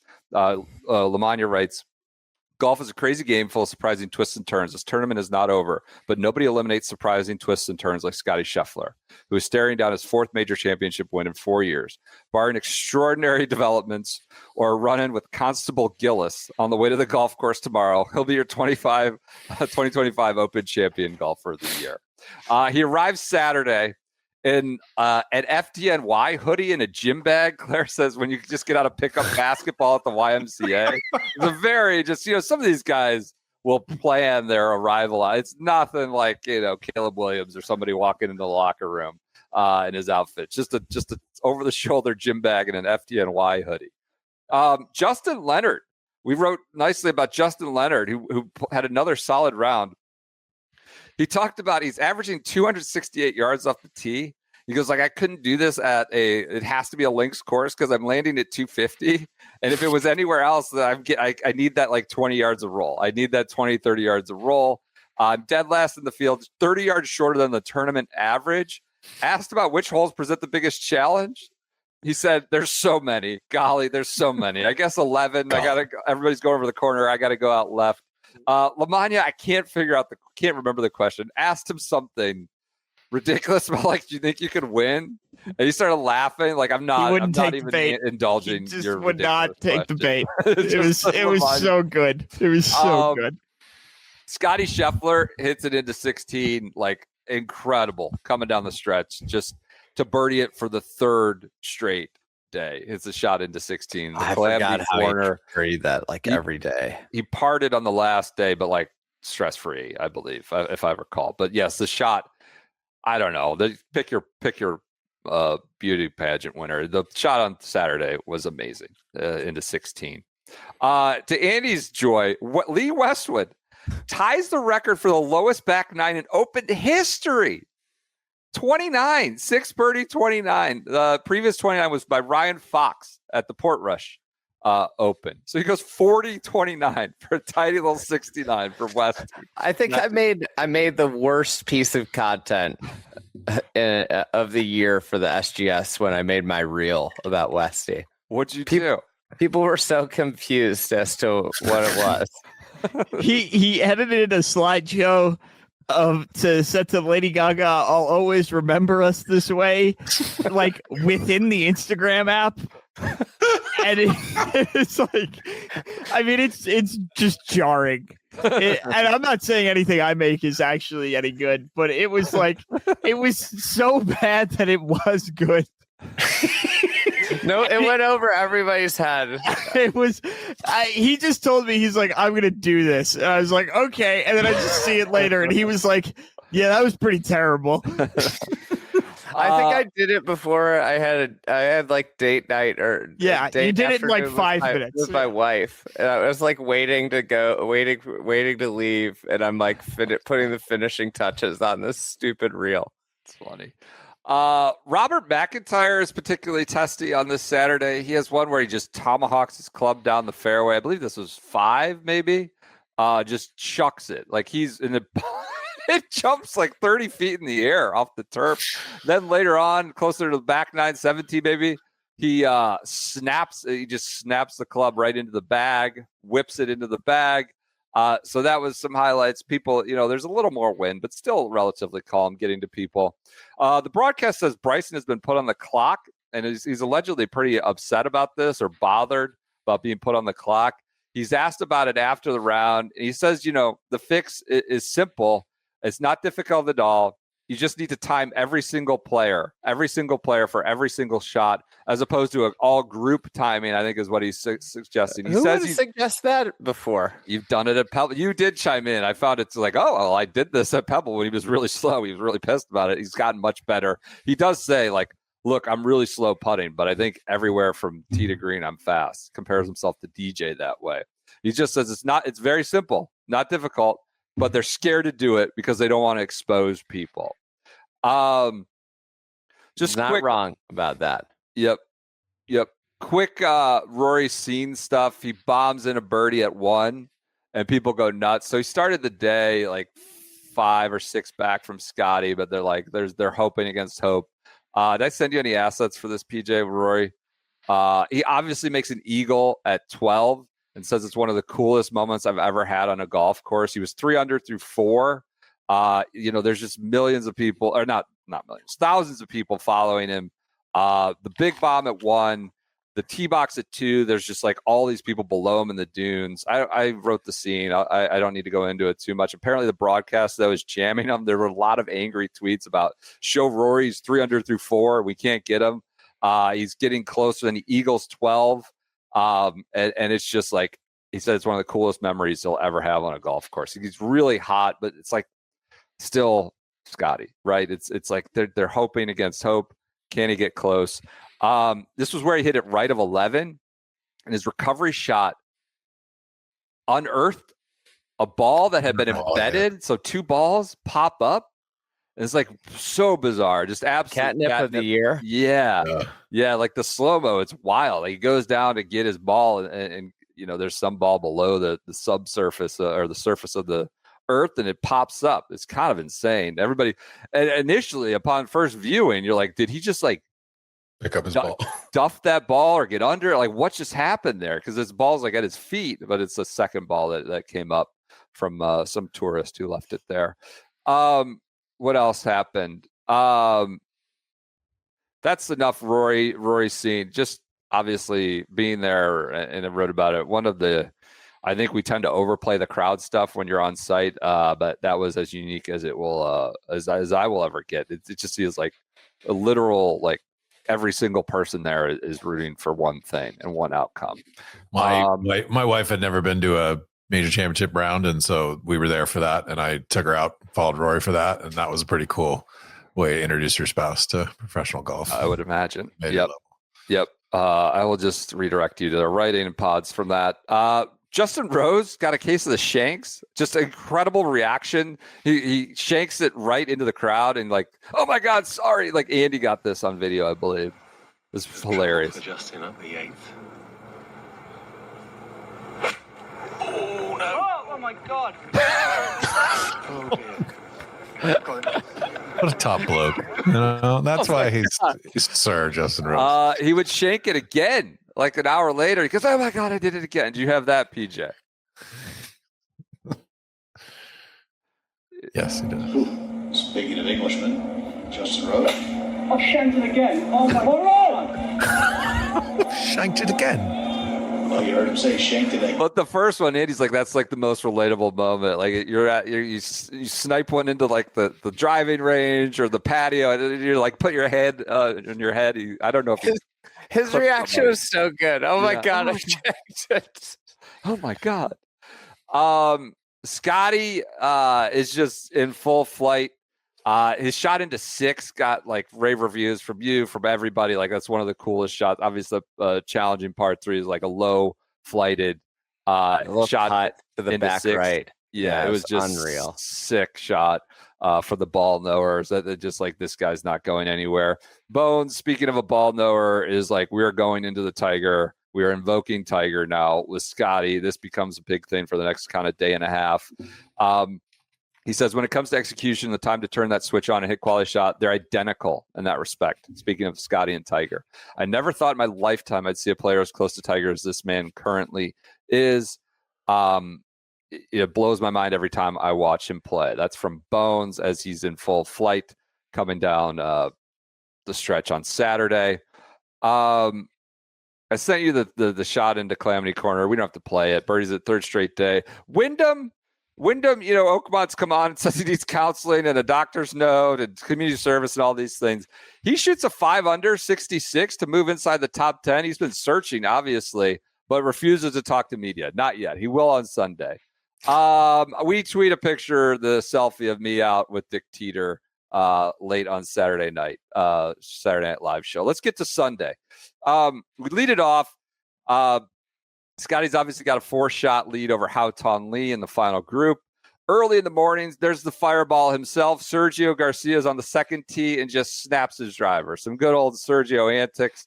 Just really pissed off. Driver just breaks clearly in half. Everybody has a blast with that one. And he's got, 16 more holes to play. No driver. Early in the round to snap it. Some just quick Rory scene cleanup. He's described when he came to Portrush in 19 as being overwhelmed and taken aback at the ovation when he got to the first tee. We know what happened there. Said he wasn't ready for it. So he finished his Sunday and he says, it's been an awesome week. I've gotten everything I wanted out of this week apart from the claret jug. He really takes Sunday.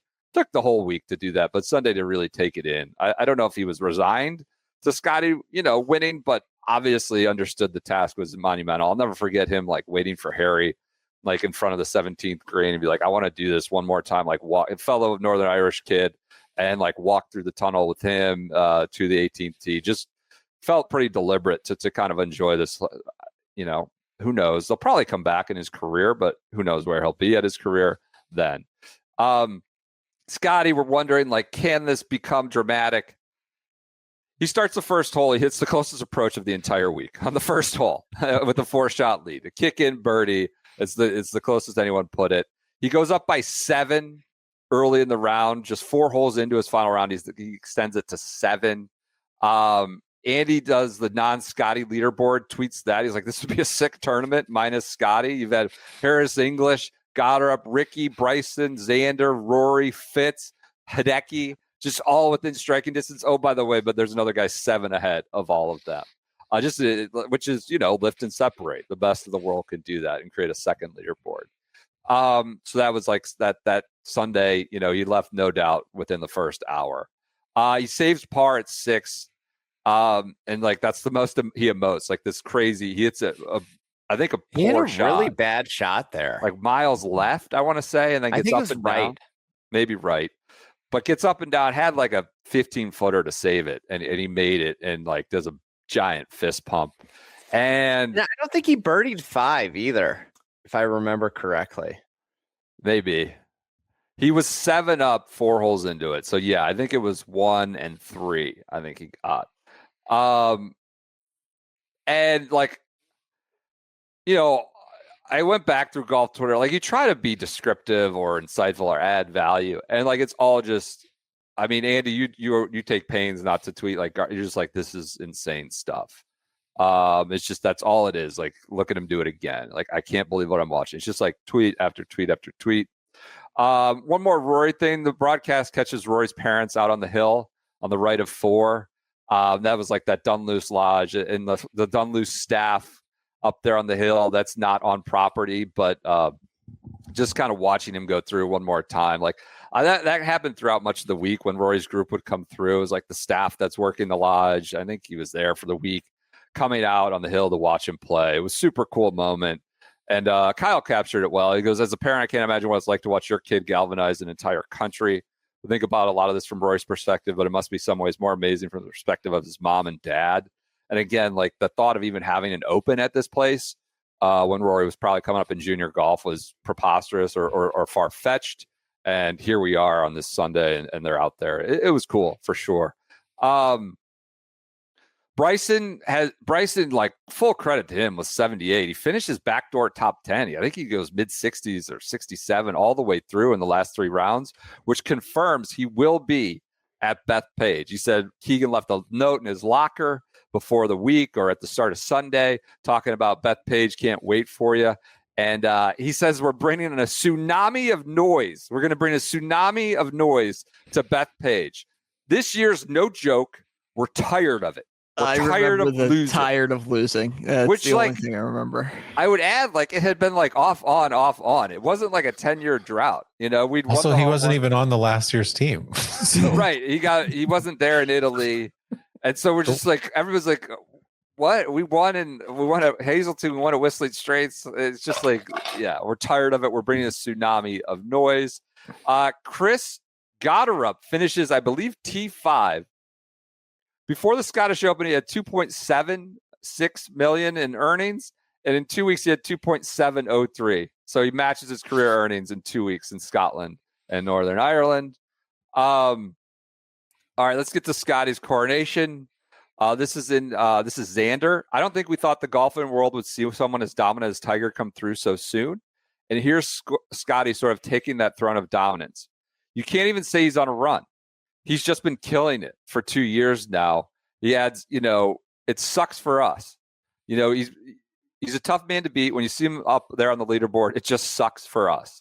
Spieth quotes, Spieth, who played, had the kid, had some interesting stuff about how he doesn't do the corporate stuff.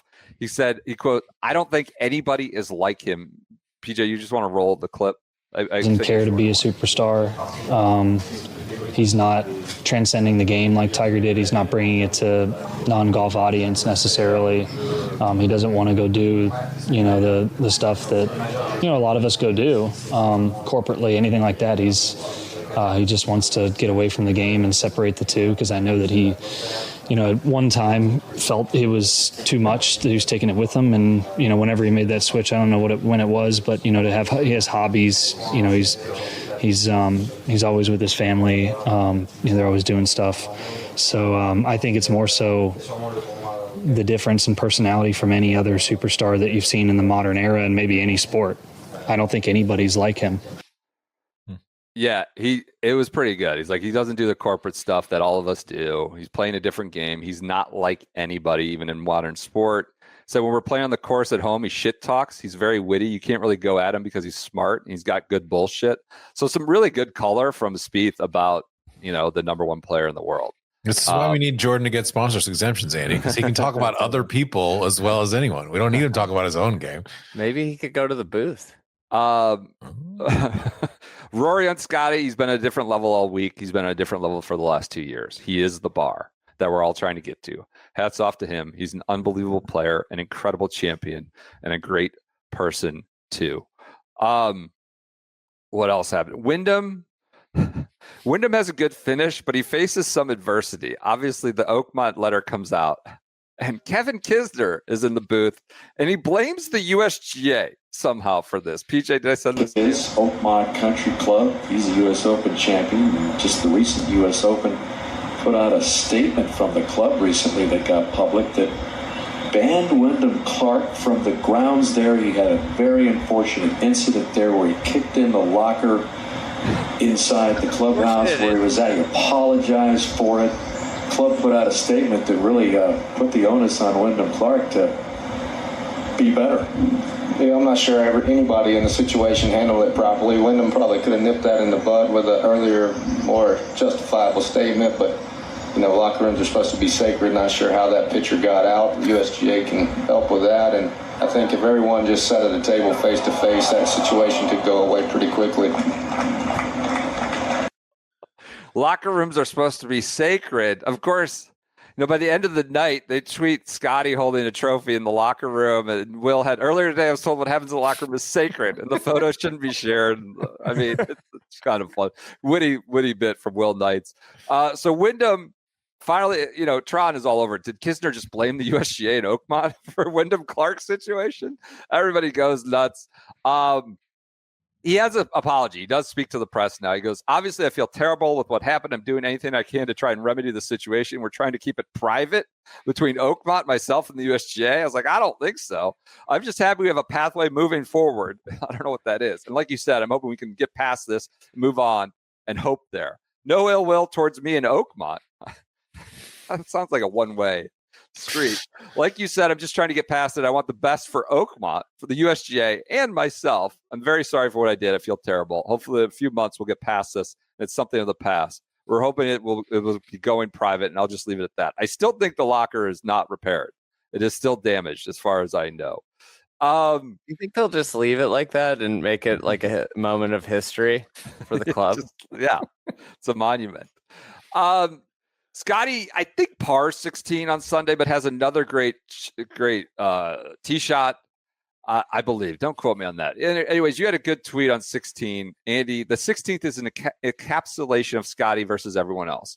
That's one of the toughest and most intimidating shots in all of golf. Every day he has hit an outstanding shot to set up a chance at birdie. If he makes this, he will birdie it every day. The harder the shot, the more he's going to separate from the field, which is a good way of putting it. On that hole alone, he may have picked up 5-ish shots, or he will have if he makes the birdie. I don't think he did. Picked up 5-ish shots. Someone, because it's Twitter, said, is it really that hard a hole for the pros? You were just like incredulous about that. The data boys, and then also the Twitter warriors. Always, they'll never cease to surprise you. NBC broadcast with a good nugget. Tiger Woods took 1,197 days between getting from his first major to his fourth major. Scottie Scheffler will be 1,197 days from his first Masters to now his fourth major and Open Championship. A lot of Tiger comps are coming. Kyle had, similar stats. He had Tiger when he was 23 to 26 similar age range. I forget. Like the Tiger comps are flowing. 21 when he won his first major, and Scottie was a junior at Texas, so it's not quite the same. Yeah, I was having a spirited discussion with PJ yesterday, and I reminded him that Colson Loveland is doing what he's doing in the NBA or in the NFL when what Tyler Warren was amassing 400 yards at Penn State. Scottie gains 8.5 strokes on the putting green, the second highest total in the field. Talking about like the nihilism. He goes, right now I'm the best player in the world. I'm sitting here with the trophy, but we're going to start all over in Memphis, back to even par, and the show goes on. Which he elaborated on it. Like, look, this means a lot to me. Like, obviously it means a lot. I want to suggest it doesn't fulfill the deepest desires of me. It doesn't, like, it's more, KVV had a great tweet thread, like, your job doesn't define you. I think that's what he's trying to say. Got a lot of Scottie stuff. We're getting short on time here at the end. But one nugget I love, Sepp Straka had 18 pars. Absolute perfect 71 with the 18 pars. He threw a perfect game. There was a graphic for that for sure. Scottie finishes it off on 18 and like kind of goes nuts. Is like really fist pumping and screaming. Like it was over by far. Houghton Lee's in the background just smiling and laughing as he rolls it in. and grabs Bennett and obviously gets emotional when Bennett, his dad Scott, is there like filming with his phone as if like no one else is gonna be able to capture this moment. Just total cool dad moment. So that was fun. McGinley says he might be better than Tiger in terms of longevity. So now we're really getting ramped up on live from, because I think they're a bit silly. Scottie himself goes, I think all these comps are a bit silly. Tiger stands alone in the game of golf. He goes, this is not the be all end all. This is not the most important thing in my life. That's what I wrestle with it. Why is it so important to me? Because I'd much rather be a great father than I would be a great golfer. At the end of the day, that's what's more important to me. It doesn't fulfill the deepest desires of my life. So we're back into full on like Scottie psychoanalysis. NBC had a great majors graphic with Rory suggesting they basically got their major at the same amount of starts, 1, 2, 3, 4 major. And then of course, between Rory's 4th and 5th major, went from his 25th major start to his 64th major start. Scottie essentially on the same pace, 10, 18, 23, and 25. His major start. He's got 4 majors in his first 25 starts. So what's next for Scottie? I don't know if it'll be a 10-year drought. But you never know. You never know in golf. That's right. Some shit can happen. All of a sudden we could be 10 years down the road and Scottie could have still 5 majors. That's right. You never know about anything. This is a fun. Jamie Kennedy picks up on TaylorMade Photoshopped Scottie's hairline for one of their graphics on the Taylor, like very, very obviously side by side, fills in some gaps on his hairline for TaylorMade Golf post. Just what a find. Not the most flattering or inconspicuous Photoshop. Austin, our social head, has a great AI mural that they're going to put over where Shane Lowry is, with Nihilist Scottie staring off in the distance. This is not a fulfilling life, holding his claret jug. Pretty funny. And then last but not least, we end with Scottie. He's on his way, and we're pulling out of Portrush. Lamagna and I have a great week. And I remember we went and got coffee. We're very reflective. We're looking out over the water. And he looks at me, he goes, I can't believe the next event these guys have to go to play is in fucking Memphis. And like, it's just this, it's almost a repeat of the Porter tweet, but I think it just came naturally to him as we're looking out, being reflective on the week. So that's it. Like a tour de force. Some of them went and played at the 3M. 3M. A few of them did. Yeah, Ricky, others, they needed their points.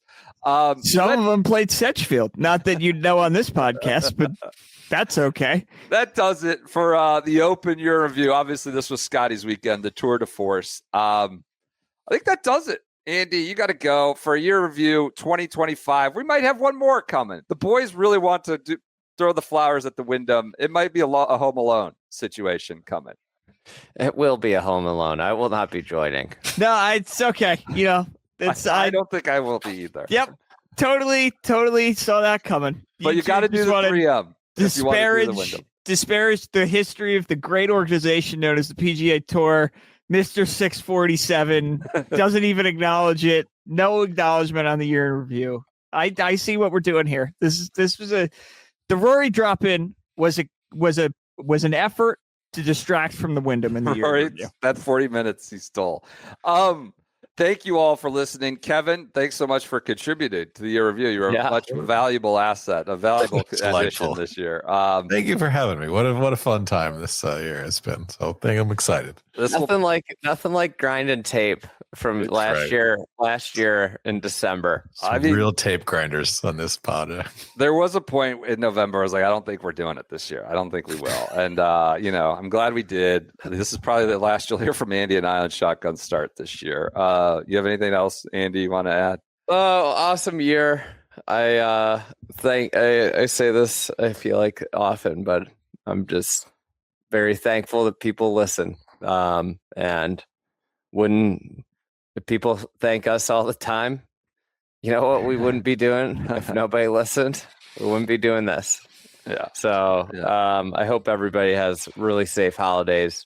I hope everybody has a great new year, and looking forward to 2026 and what we'll do there. I can't wait to Can't wait to get the PJ India fundraiser going. We'll be back with you in January. Obviously, There could be another threshold where Joseph gets to go with him, where he gets to the companion. The boys go to Delhi. All right. Thank you for another great year with this podcast. We're going to put all these together on a post on the website. They're obviously on a YouTube playlist. Take as much time as you want with them and enjoy it. Awesome year here on the Shotgun Start. We'll be back with you in January, or with the boys. We'll be back with you, the boys, in some time. Maybe December.